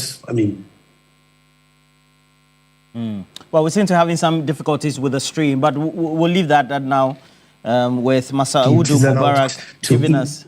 Well, all right. Sorry, the stream a bit rough. And Eduji is an area you know so well, and look, this is just tragic, right? Yes. So, like I gave an indication much earlier, this is my place, Kete Krachi, and this one happened in Krachi West. I have found maybe memories quite sad about these events. I remember growing up in Kwandu in the 90s, and because my school was at Toji, not far from Kwandu Toko, and Is it on the St. Patrick Road? Yeah. After St. Patrick, you go down to Kwandu Toko, Jigbe, and the rest, and you can always hear these stories once a while that either people from a market, they are going to their town, they met a storm on the way, or they are going to a funeral. This is what has happened. And in this particular one, I think they were on their way to a funeral. And the most devastating part is that most of them, I believe, were kids. And a reverend minister among them. It is quite sad. I want to use your platform to express my deepest condolences to the families of the bereaved. I understand that efforts are underway to see if they can, get the remaining bodies, among other things. It is quite a sad one. I know by now the NADMO, the MP for Krachi West, the Honorable Helena Joantuso, and her executives will be doing whatever it is to meet the family members. But you see, you asked a very important question, which has to do with how do we safeguard the lives of our people in those areas. Like I pointed out, these are matters I've witnessed in the 1990s. And today we are in 2025. And we are having to, so this is almost like 30 years ago events, and we are still. I remember, these disasters are one too many. And the unfortunate thing is that it comes, we talk, and we go back, and then it happens, we come back, we talk. I think we should get to a point where human life should mean something to all of us. At the level of policy, I don't know what exactly the Ghana Maritime and others, if there are safety indicators that we need to comply with, I strongly believe that, some of these matters are beyond my pay grade, but those with expertise and the competencies should help us to safeguard the life of our people. I've had my own experience of being on the lake, right? It's not, I mean, sometimes you're on the lake in the night. You don't know where you are going. I don't know if you've had that experience before. Just been on the lake in the night. Every place is dark. You are just going. But the people who handle the canoe and other, they have the experience. But sometimes you just be going and then there will be a storm. The advanced warning. Yes, the advanced warning systems, whereupon they can tell you that in the next 3 hours on the lake, we see a storm approaching or there's going to be windy, then it gives the local the opportunity of knowing what time to journey. Because some of the journeys may take about 3 hours, 2 hours on the lake. And so if in the process you meet, and these are canoes created by men. I mean like artisanal, you know. They are not the sophisticated boats and others. So it can really be a huge pain in our people. And on this note, because I'm part of government, I wanted to say government must try and help. Then I remember that, I'm part of it. So maybe at the level of policy, we all need to get involved. I remember that the Volta Lake Transport Company, for instance, have the Pantu, the ferry. That's a bit more robust. Stronger. Well equipped. And you know the painful part, Roland. In these boats, our people don't even have life jackets. Because sometimes if you have the benefit of a life jacket, when these things happen, it gives you the opportunity to float for a while.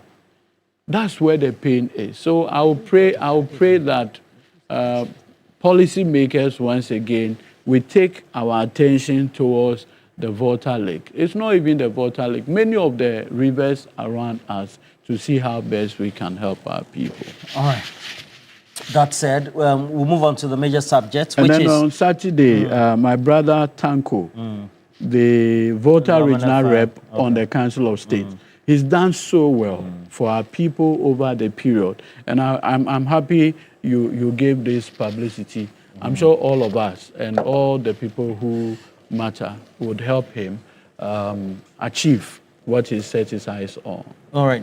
And there's a great concern. And the concern has been on for weeks now. We know the president even met CSOs, subsequently even the media, and the subject of the impact on Galamsey on the treatment plants is a main subject we're discussing this morning as well. And then we'll veer into the subject of the IMF and the tranches, the approval that we need for the main board and the other indicators. Moody says that, well, the economy is doing well, so the ratings have gone up.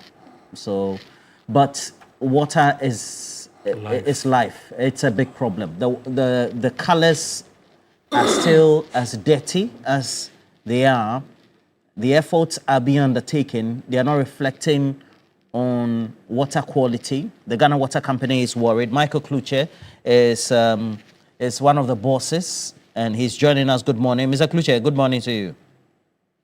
Good morning, Roland, and good morning to my co-panelists. Okay. On top of my head, so far what I've reviewed by way of publications and literature, we're told that the Kwenyako treatment plant and then is off.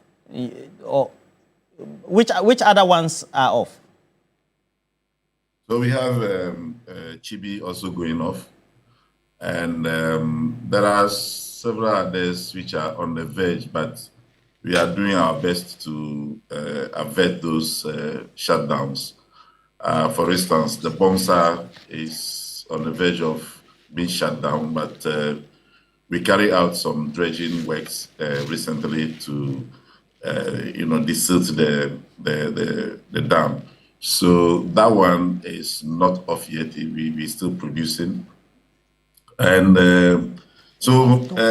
Roland, if you divide Ghana by using Greater Accra as a divisional line up to the top, but not using Eastern region, but you are using Eastern Corridor, okay, up to Akosombo, to your right to Oti. These are the only places that we are not having problems as far as pollution of the water is concerned. Every other place, Ghana Water is having challenges in dealing with stability of the water. So again, just take from your studio there, and then you are driving towards Volta region, and you drive all the way.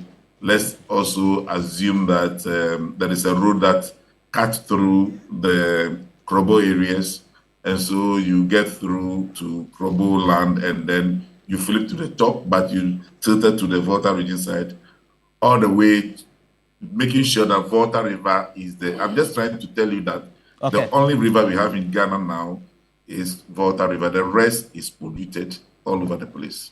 Okay. Upper East, Upper West are also having their fair share. Gradually, Black Water is having its fair share of pollution all over the place. Yeah. Mr. Kluche, because you are in charge of when it comes to is it the operational side that you're in charge of? Yeah, I'm the corporate planner, so I'm everywhere. Yeah. Okay. So in all, the picture you're painting is quite a disastrous situation. In all, how many treatment plants do we have? And then geographically, how are they positioned so that we know maybe the southern half, this is how many we have, so that, or the northern half, this is how many we have? Because from what we already know by way of collection of content or reports, there's even illegal mining happening along the Black Volta, and all that has an implication on what comes through into part of the Eastern and Volta region, and then even the Afram Plains area in the Ashanti region, Eastern region. And so how many treatment plants do we have, and then how are they located? So in all, we have 86 systems, I should call it. About 23 of them is borehole, so we take that one out. But the rest are all treatment plants. The ones that have not been affected so far are the Mount treatment plants and the Volta regional treatment plants. Volta region, we have about 5 treatment plants over there. More is also about, within the plant itself, we have more about 5 also there. So in all, 10 out of about 50 something is what is safe now as far as pollution is concerned. The rest, from Wejam all the way to Western region, to Ashanti, to upper regions and northern regions, and all of them are having their fair share of pollution. All right. So I want to again do it's not interrogation, the questioning well. So you have 86. How many boreholes? 20 what boreholes? Please help me do that. 23 okay. Of them are boreholes. So when you do the deduction, you're going to have 63. 63 yes. are the water treatment plants. Is that not, or systems? Exactly. Okay. Yeah. And then you are saying that 63, it's only 10 that you can clearly say that on the operational side, yes, the water that is being pumped out of, or the water you're getting into your plant to pump out to residents are clean. Only 10 out of that 63. Is that what you're saying? That's what I'm saying, yeah. But that's 90% of the country, right? That is how disastrous we are. We are having problems, and when we talk about it, it's not as if we are exaggerating.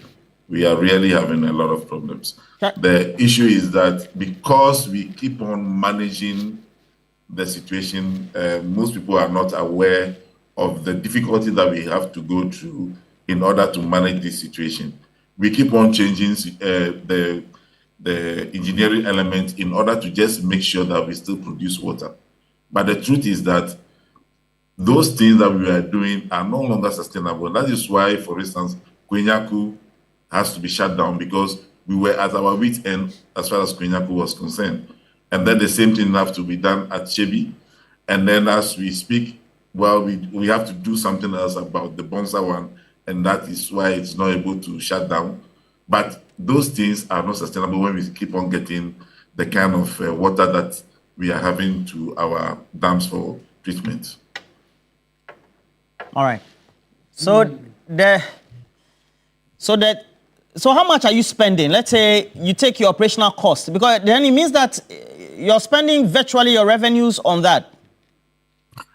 Let me give you some typical analysis so that you can appreciate what we are going through. For instance, Bonsa, for instance, we were using about 40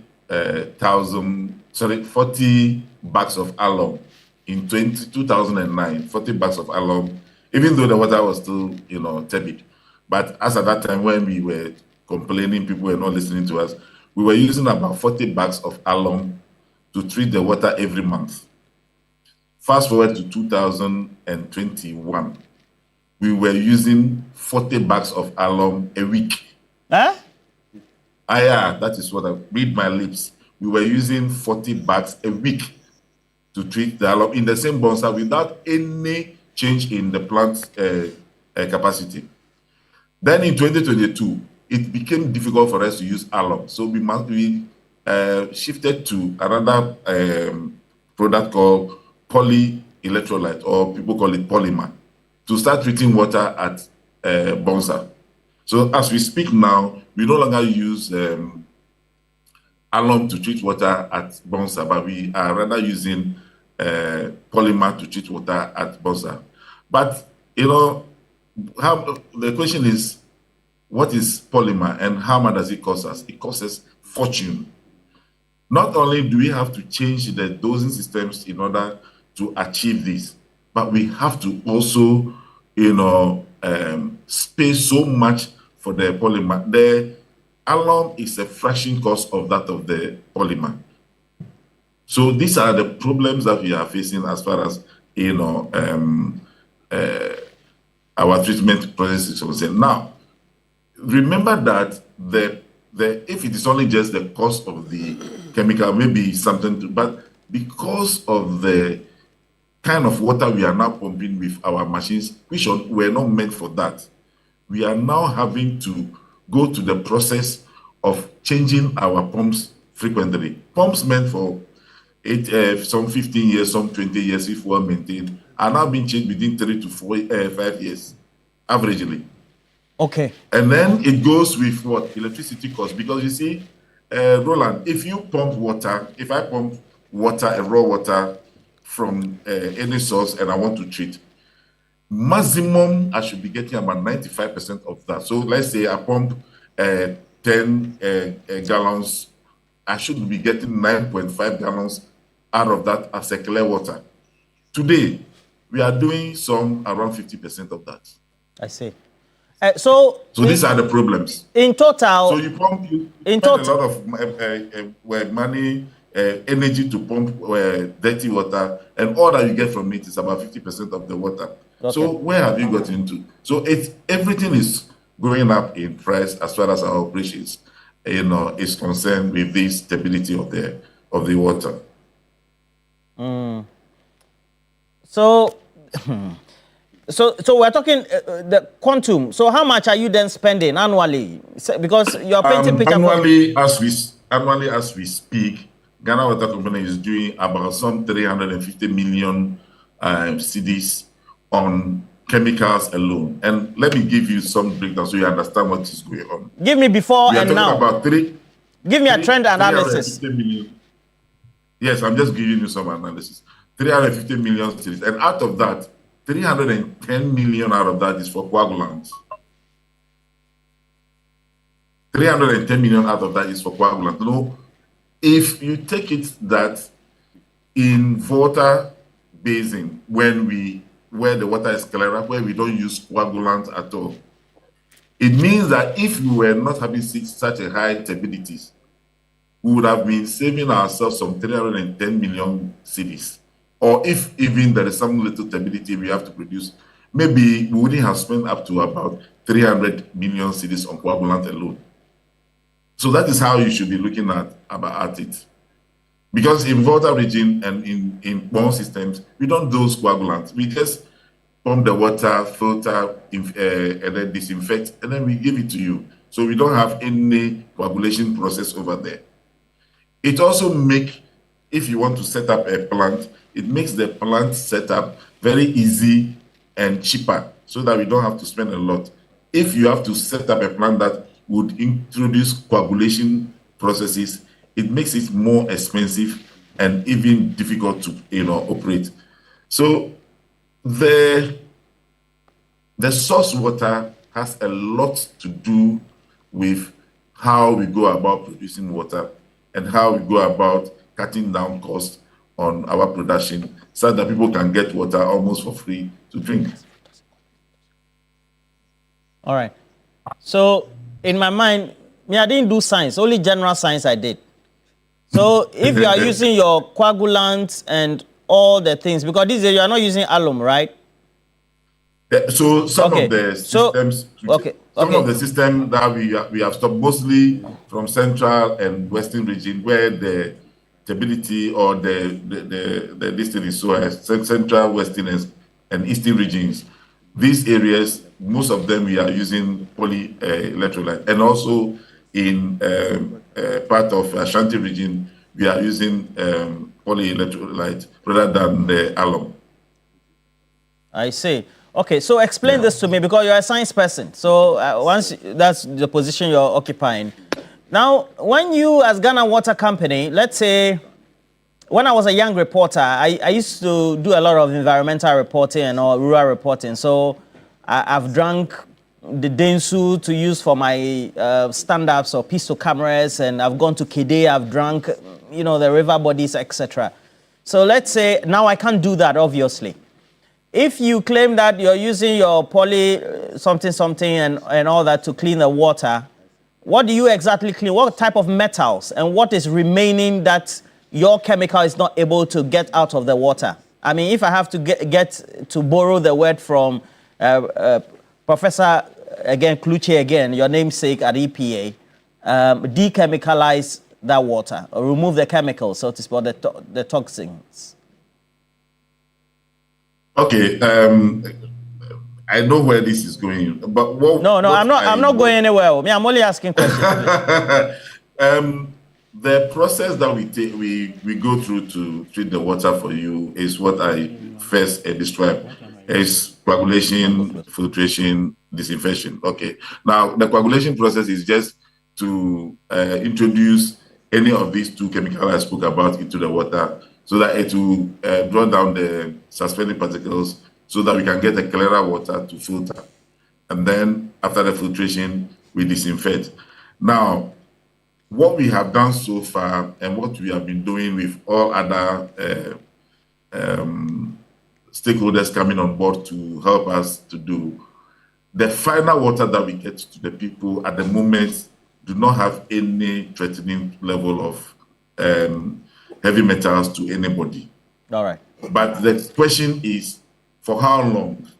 Okay. And how sooner are we going to get to that level? Thank you. Good news is that at Ghana Water, we have, what do you call it? A plant located laboratories that will be carrying out quality every hour.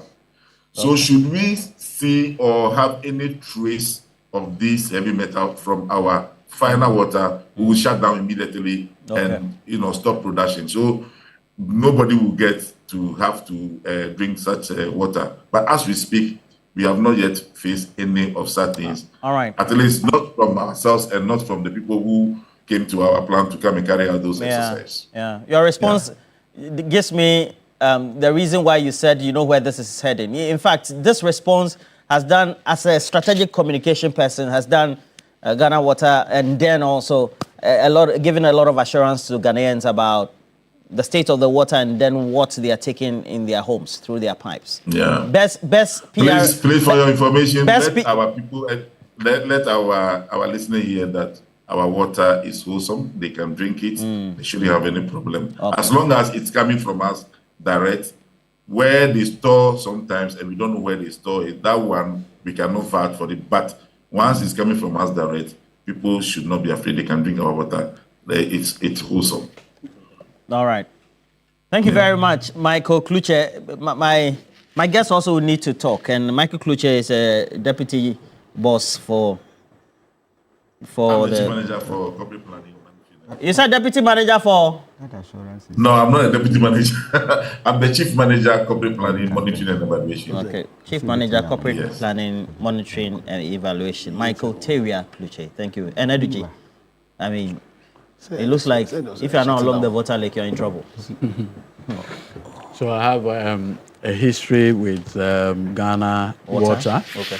I've lived at Kpandu, Toji, the water, Ghana Water Quarters, and then in Kwebe as well, the Kwebe Headworks. So I have a... so you're a Ghana Water boy? Exactly, Ghana Water boy. Okay. So I understand where he's coming from. You know, like growing up again within Kpandu, Kwebe and the rest, treating water was quite an easy thing because you don't have the menace of Galamsey on that water course. It's unfortunate that we find ourselves today where you would expect that people would take greed away from their own livelihood in the sense that you are going to drink water. Look, growing up, you notice that the birim, the pra, the ankobra, the offin, you just fetch it, go home and drink. We bath, we do everything with these water bodies. You don't add anything. I remember the only time that we got so involved in treating water many years ago, in the early 1990s, was when Guinea web infestation. So from Bonache right to Nkwanta and all those environs, you needed to boil it because the reasoning then was that the boiling killed the guinea worm, the eggs and others exactly, and so that it would not increase the infestation. Today, that situation is completely different. What I do know is that President John Dramani Mahamad's outlook on the fight against Galamsey remains a top priority. In fact, this government considers the Galamsey menace as a clear present danger. In fact, environmental terrorism that we have never seen in many years. And I've always maintained that, you see, the issue of Galamsey is not a complicated issue. Look, it's not? No. If the people who live by the water body say that we want to safeguard our water, how can a foreigner come and do otherwise? As communities. Simple logic. I grew up in places where I moved from the house to water body, fetch, get home.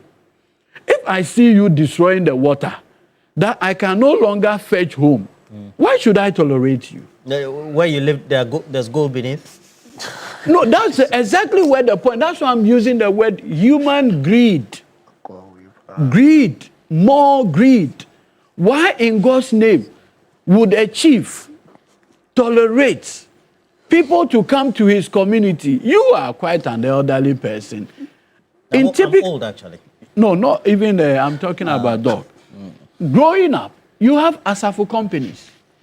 Those Asafo companies were enough to stop everybody from misusing our environment. If the community people are not involved, there is no way you can do Galamsey in those communities. There is no way the people in Ofin would agree that foreigners should come and destroy their source of drinking water. How is that possible? Look, I listened to my brother Parker Wilson on one of the media Oyeripa, and he tells the program that he decided to go and do an underground, investigation in one of the mining communities. he found out that the chief of the community was deeply involved. The catechist was deeply involved. The teacher in the community was deeply involved. The teacher had recruited young kids, and the kids will tell you, akoyam anyano. Gala. Gala. Gala. The painful aspect is that our communities are the ones encouraging. So if you look, government deploys soldiers. And I gave a classic example. If you look at the Ankobra, the total distance of the Ankobra to its source is 190 kilometers. If you want to stop the activities, you need either the water guards, NIMOS, to be on that water for 24 hours, 7 days in a week. You need to man it 170 kilometers. That's from here to more than in Sawam and beyond. Wow. Beyond. That's just the Ankobra. Then you come to the Birim, you come to Pra, and the major other rivers in this country. You need this number of human resources to be on it 24/7. The matters, meanwhile, there are people living in those communities. They are chiefs. Because you see, in this country, you cannot enter somebody's land without the person's permission. No. And looking at the way we fight for land, there have been tribal conflicts in this country because of land issues, land tenure issues. And so, I have always maintained that government can do anything and deploy all the sophistication if we don't involve the indigents, the chiefs, the allodial owners of the respective lands.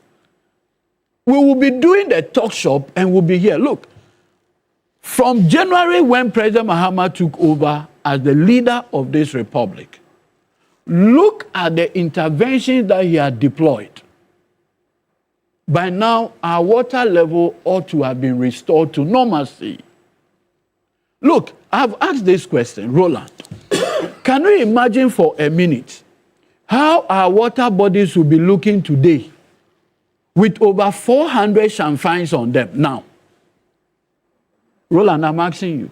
Because this government in the past 9 months had destroyed in excess of 400 shamfines. Imagine if those actions were not taken and those shamfines are on our water body. What will be the state of our water bodies? Imagine a situation where today, under the watch of President Mahama, we have not confiscated over 450 excavators. What will be the state of our forests and water bodies? Imagine over 1,000 water pumps, high water pumps, all on our water bodies today, but for government's intervention. So sometimes I always say, you need to appreciate the effort, where we are coming from, where we have gotten to, and where we desire to reach. Imagine for a minute the Ankobra, the Pra, the Birim, the Ofin, with over 400 shamfines on them, day to day, 24 hours. What would have been the state of affairs today? These are verifiable interventions by the President Mahama administration. I have watched in disbelief the work that NIMOS is doing, destroying the various, camps created by these galamseyers all over the troubled areas. In Ghana here, we know where the galamsey activities are happening. In fact, only 2 regions currently have been found to be outside the reach of galamseyers: Volta region and Greater Accra. With the exception of these 2 regions, all the rest, the 14 other regions, one way or the other, are having to grapple with these galamseyers. And you think there are no community leaders in these communities? How in God's name can you go to a village, okay, handled by a prominent chief, if the chief say, my Asafu group will not allow you to be on our land? So maybe we've gotten to the point where the engagement should not just be at government level. And you see, I have always maintained that, you see, once you make it a government problem, the Galamseyers are happy. You know why? Because it diverts attention from the people who are giving them the concession. And the people giving them the concession are our chiefs.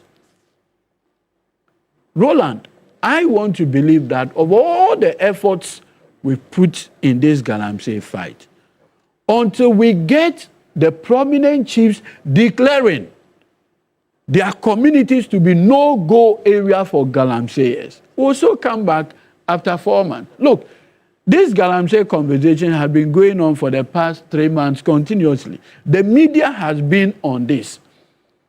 Possibly the media should be asking a critical question. How come that all these efforts by government is not achieving the desired impact? And I'll conclude on this. You see, the only thing that creates a problem is the debt that comes back to the river. Yes.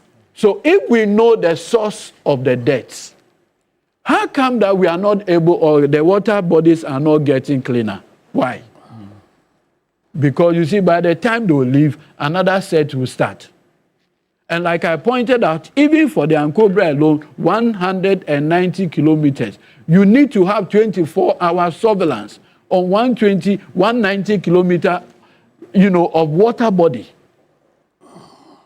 The practical challenges, the logistics, the manpower, it is not a joke.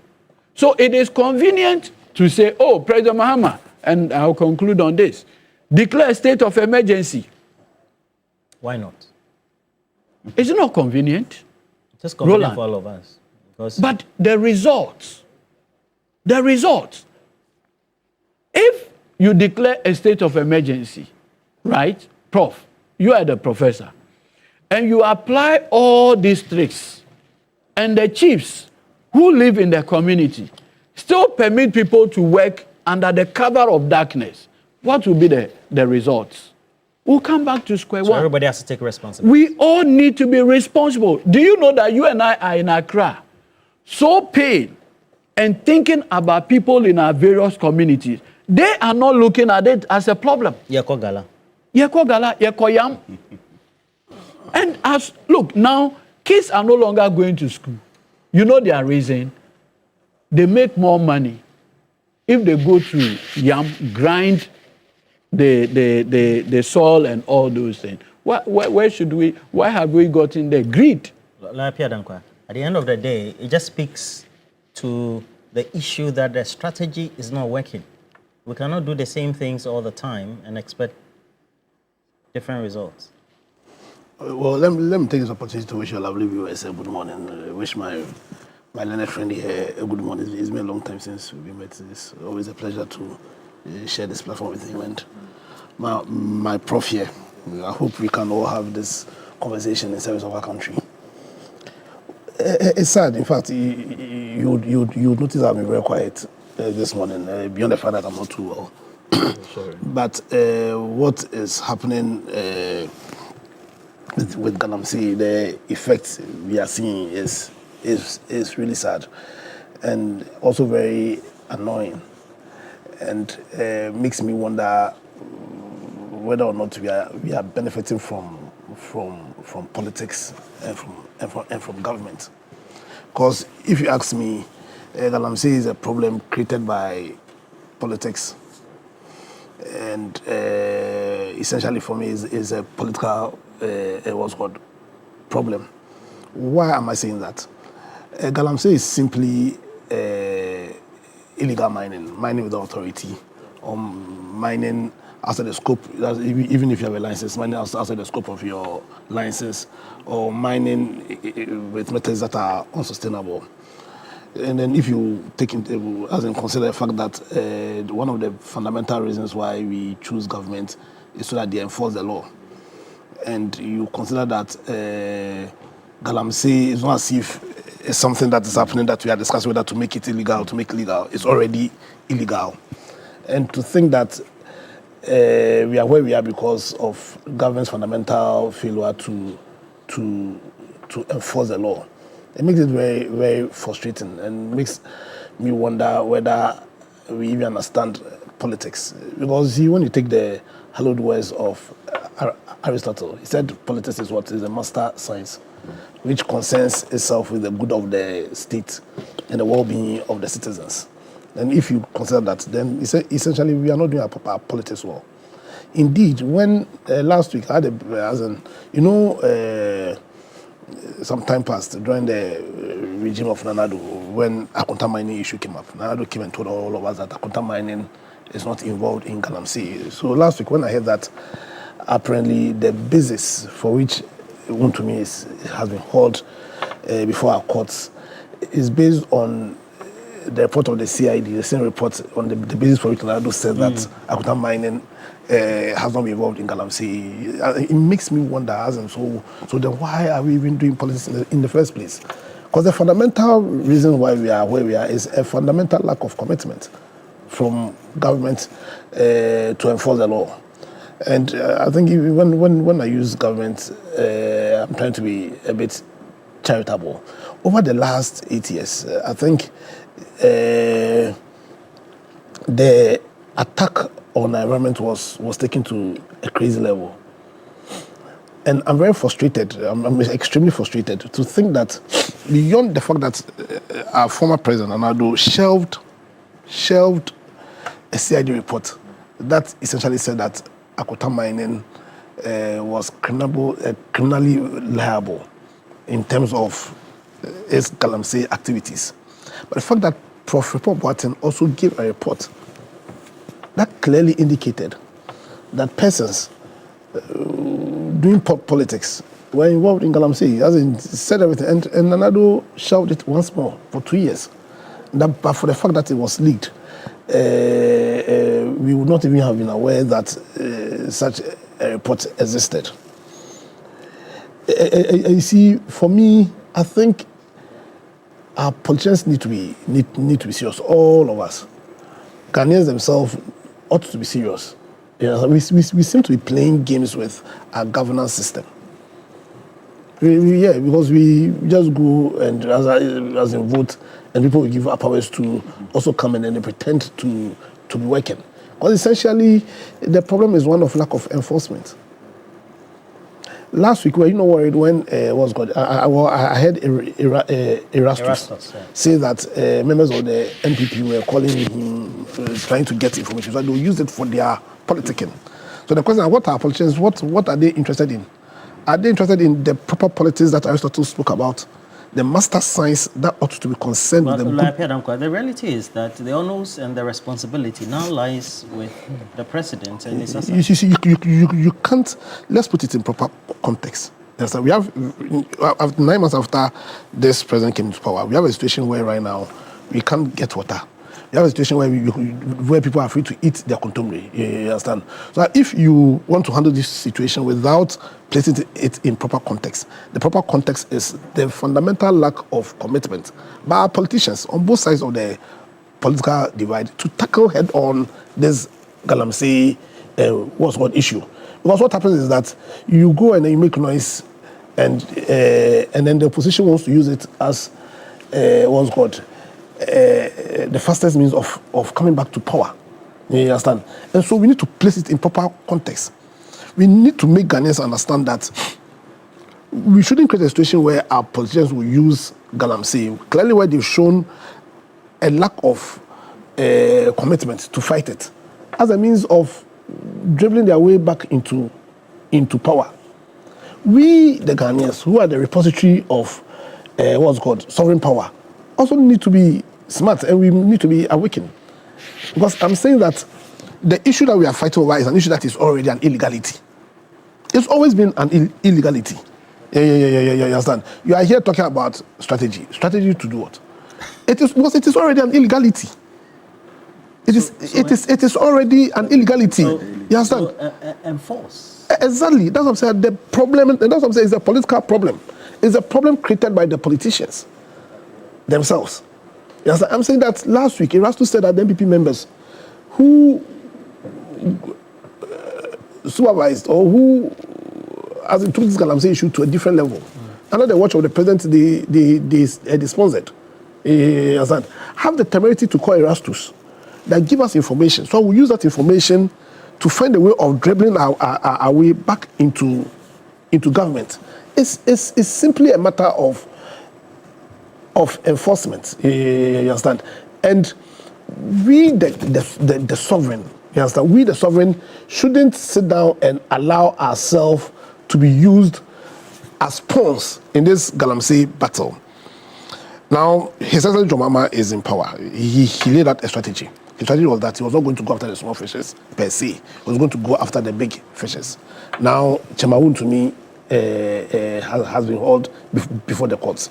He has asked investigations to be done on his own party's executives, being what's called their national organizer. Organizer and Abanga vice. You get the picture. For me, all I can say is that over the last 9 months, I see a sort of renewed commitment in fighting this Galamsey on the part of this president. You understand? Because of the context, and the context is that we've sat down and we've not enforced this for like close to a generation. So you're saying we allow the situation to deteriorate? Yeah, we've sat down. We should give time. Not time. We should give support for us to see results. We should give support. You understand? We should give support to. We should also look at the regime. As Edwige was speaking about the chiefs and all, but you see, the chiefs can't help because of the regime. The regime being that even though you own land, if there's any mineral in the land, that mineral has been created as a trust in the president. So it's the president that can give concession. The chiefs can't give concession. Indeed, the president is so powerful that where he has given concession, he has the power of eminent domain to take the land. So if you want to really localize the battle, then whilst we are reviewing our constitution, we need to also review Article 257. And then in the creation of the trust, a trust shouldn't just be created in the president, but the trust should also be created in the chiefs also, in areas where there are minerals, so that where the concessions are being granted, it will be the president plus the chief granting the concessions. And we should decentralize, a management of our natural resources. Also, and to end, you see, nature has its own way of healing itself. Yes, and nature also has its own way of healing itself. And that's why some of us feel that in some of these areas, we should give a temporal ban. Yes, allow nature itself to heal. And then let's have a comprehensive audit and review of our licensing regime. And then once that is done, and we have a leader who has the commitment to fight and enforce the laws, then we can find a way. But as things stands now, it's really bleak. It's really bleak, and I don't know what to say, but just to hope that we find the commitment to fight this one way or another. I think we will find that commitment if the case against Akonta is seen to its logical conclusion and done quickly. If the investigation against Abanga and against the NDC National Organizer is done quickly, where the executive shows us that he's even ready to prosecute his own people, then I think he can and will have the support of every single Ghanaian in this war that is being waged against us. Dr. Zutubwai, clearly we need to change the strategy. We need to be harder. Yeah. Because, they have arms. The communities themselves are also bearing arms against people who want to come and stop, etc. Yeah, so Roland, good morning once again. Good morning to my two lawyers, and good morning to our viewers. Quickly, congrats to Black Stars for qualifying to the World Cup once again. I think since 2006 thereabout, apart from 2018, Ghana has always made it to the global stage, and that's a huge achievement. Again, I think, Roland, I don't know whether you are aware of the Nkwanta South conflict, and maybe TV3 is probably following up on it. I think that you should, as an appeal, because some of my students have vacated, they are afraid going back home, and they keep knocking on my doors. You are talking about the fact that the soldiers who are supposed to be maintaining law and order, as it were, are perpetrating some level of atrocities on them. And it is becoming too much for them to handle. All right. Papa Ray, let me say this. You see, this issue about Galamsey, basically, I have two fears. My fear is probably an attack on the Volta River. You mean it's coming? It could come to that. It could come to that. Why do you say that? I mean, as lawyer DG was explaining, it is so far we're told is the last one standing. Yes. So as lawyer DG was saying, and as the the man you spoke to on, obviously, the way these guys are operating, you probably may not know where they are, and what kind of, strategy they themselves will be coming up with, and the river bodies they may be attacking. And so when it gets to that point, then of course Ghana is going to be affected seriously, because the Volta River gives us about 60% of our energy, right? 60 to 70% of our energy, or even more. You mean in terms of the energy mix, the hydro? Yes. No. Okay, not so sure. probably we will have to look at that. But Power generation. when Akusumu is attacked, the Volta River is attacked, it will be a serious disaster to Ghana. So I think that we need to look at this point. My second fear has to do with the politicization of this Galamsey fight, where, NDC blames MPP, and then MPP blames the NDC. You're right, 65%. 65%, yeah. No, so what hydro is 34% apparently. Okay. We've moved from, yeah. All right. So what it means is that if the NDC, who is in power, all right, seems to, be blaming the past government, I think that that is not what Ghanaians actually bargained for. The second thing has to do with the MPP in opposition. You said NDC is blaming the past government? Yes, for Galamsey. Currently? No, I'm talking about general issues here. Okay. And if the MPP in opposition is equally blaming the MDC for not fighting Galamsey, then that is also a serious issue.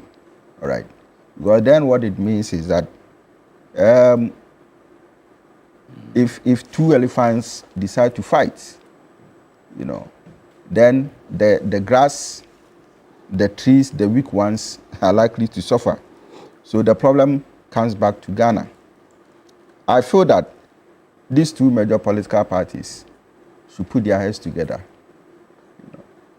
Because in one way or the other, they have been faced with the complications of Galamsey. And they have fought it, from different angles. So there should be bipartisan approach? Exactly. To deal with the issues of Galamsey. Now, I feel strongly, apart from that, is that, you see, is it the NIMOS Yes. Okay. Naimos. I think that about Remy, my stand on Galamsey has always been the use, to tackle Galamsey as war. So I believe that there should be that level of brute force,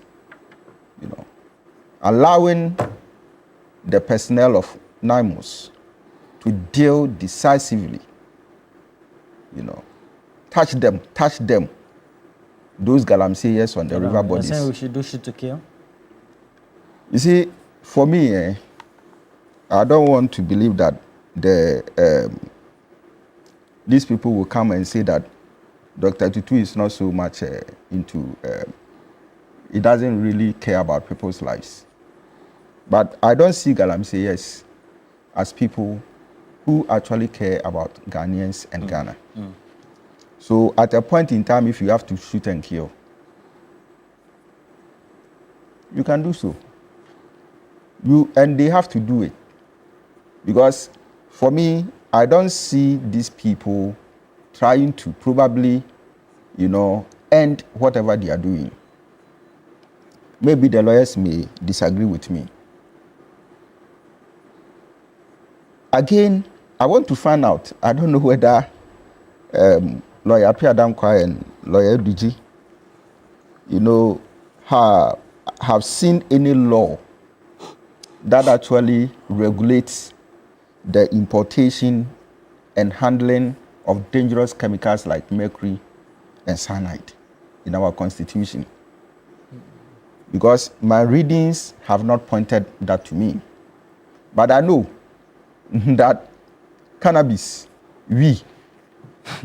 when it is found on you, you are in trouble. All right? Cannabis, when found on you, you are in trouble. Why not mercury? Why not cyanide? Why not other dangerous chemicals that can pollute our water bodies and cause serious health implications to us? And so I believe that going forward, one of the things that government can do, it is not just about excavators. But I feel also that I hear, was it for some time now, I think about the past 3 months or so, about 1,200 excavators have been imported into Ghana. To come and do what? To construct roads. So we're told that they tend to assess them. Oh yes, I understand that. But when they are coming in these large numbers, my question is, how or for what purpose are excavators, coming into Ghana in these large numbers, if it is not for the purposes of Galamsey? So I want to believe that probably there should be some level of discussions that will probably limit the importation of excavators into this country to probably be one of the ways of which we can, handle Galamsey. And again, I feel that, some of these chemicals, should be restricted. And probably, if there's going to be a law on it, to regulate its importation, usage, and then handling. Okay. Yeah. So, just in 3 minutes, what solutions are there for us? Going forward, what should we be doing? I want to applaud the men associated with NIMOS. They are doing this at the peril of their lives. I've given this example and I want to repeat. Unfortunately or fortunately, how our constitution is organized, it does not tolerate extrajudicial killings. That is where the problem is. The laws of this country, even when you have evidence that this person had committed the worst form of crime, including taking human life, the laws requires that you must take the person through the requirements of due process. Because time and again, we have seen that persons who were killed by way of mob action have been found out to be guilty. And because innocent. And because you do not have another life in a freezer, where if you make a mistake, you can go and pick that life again. It becomes very important that we are circumspect. Look, I've always said this. President Duterte of Philippines started a martial law in Philippines in the Mindanao region. He's not facing the ICC, huh? Yes, initially he said he was fighting Islamic insurgents and then now moving into drug trade and used the martial law. President Duterte himself never held a gun to kill any person involved in drug trade or involved in the drug business.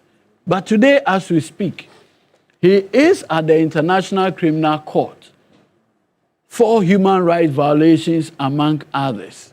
And so we have a history, and I've always maintained that our soldiers still have on their minds something very fresh, the killing of one of their own in Danger Obuasi, Major Mahama. That thing, if you permit our soldiers the benefit of doing shoot to kill, what will record? And the danger is that in international human rights law, there's something they call command responsibility, under whose watch those infractions happen, become the person to be held responsible. So, whereas that argument appears attractive, we also have a constitutional remit within which. And that's why President Mahama, I'll conclude, that's why President Mahama had made it abundantly clear that emergency, or what we call state of emergency, is an option available to him. And once he had a security briefing, that Mr. President, we've gotten to the point where you need to declare a state of emergency, you will not hesitate at all. But now, all the strategies available will be deployed until we get to the point where the last resort will be having to declare a state of emergency. I am very confident that we'll make so much gain in this period that we'll not get to the point where we'll have to declare a state of emergency. Unfortunately, politics, and because of the politics, our friends in the MPP would want to make political gain out of this. But it's NDC that's in power. They have to. No, I agree. What I'm just saying is that what is there is their record, solid. And I remember getting to the 2024 election, key personalities associated with the MPP boldly said, Galamsey Nidia, Yenjai. So the sudden Damascus moment, where you want to now move from being Saul to Paul, people can see. The audiovisual records are available. President Mahama is focused, is determined that this matter will end under his tenure. Look, the media can help with this process. We have seen what is going on, but President Mahama is so determined and focused to get to the root of this problem. What should be the solutions? Yeah, I think it should be a multifaceted approach. First of all, I think the easy one ought to be the enforcement, as enforcing the law. But secondly, we need a restoration of the decimated environment. You understand? I know a lot of discussion has gone on whether dechemicalization, but we need to restore our lost environment. And I think sometimes just allowing the environment itself to heal is one of the processes. But then we also need to do what's called radical devegetation in some of the areas, and we must be very intentional about it. There are some species that are known to be able to detoxify the soil, so at least we hope to use the scientists to do that, and also to ensure that this galamsey thing doesn't come again, and that will be probably beyond the enforcement to also look at what's called the legal regime. I must commend and I must commend the government. If there was one thing that was lacking over the last 8 years, it was the commitment. Now I see some commitment and effort. So you're okay with the commitment? I think it should be encouraged. And I think that calling the CSOs was a master stroke. You understand? And I've been following the efforts of the minister, and I must commend him also. We need to support them. You know when the Catholic Bishop Conference came out on this issue. At the meeting with the president, I don't know whether it's the secretary of the Catholic Bishop Conference, he said, look, if we knew that this is the extent to which government had helped, that engagement was quite revealing to the point that the rep of the Catholic bishop commended government effort. Yes, again, we want to see our water bodies looking cleaner. That's all. That's all. Yeah, so, just 2 minutes. Yes, Roland, I feel that, look, Galamsey, whether we like it or not, we must fight it and fight it to win.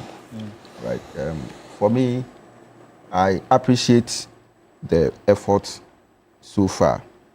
And whatever has been done, is a step towards probably fighting Galamsey, a step that the president and his government, is showing in terms of their commitments and all that.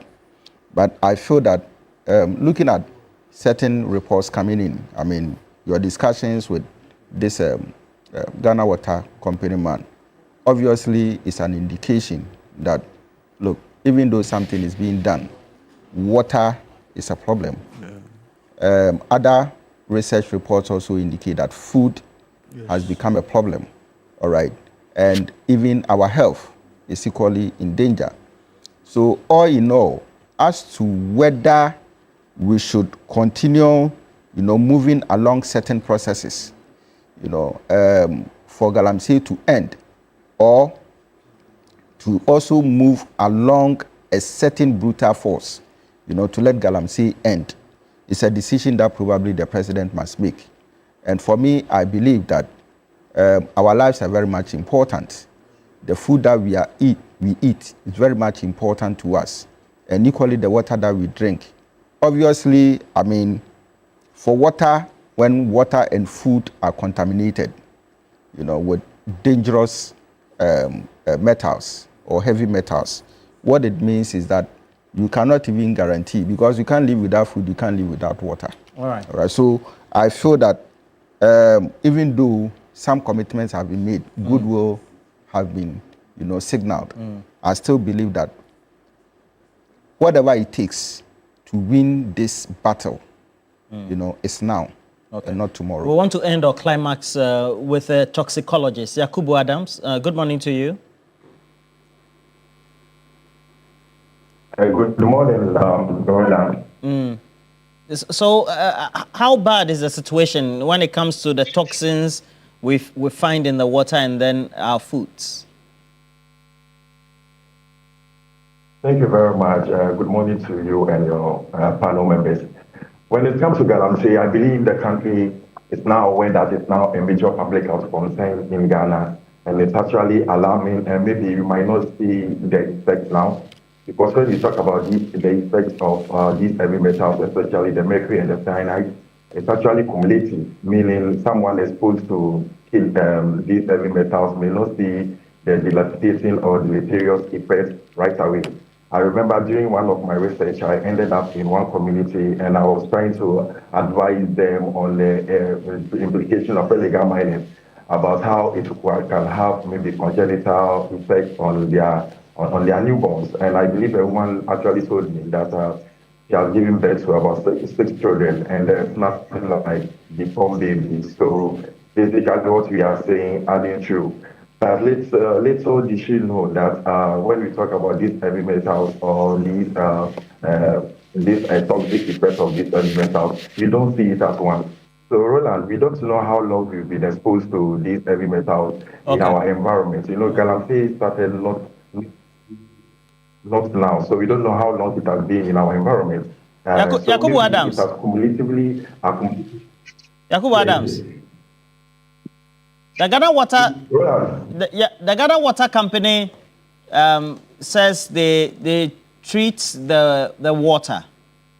Now, again, they use their chemicals to detoxify, so to speak, the water. So, okay, dechemicalize. Okay. So now, the question then for you as a scientist, a toxicologist, I would want to ask and know is, if they say the water is safe, then it means that lead and some of those things will be removed, right?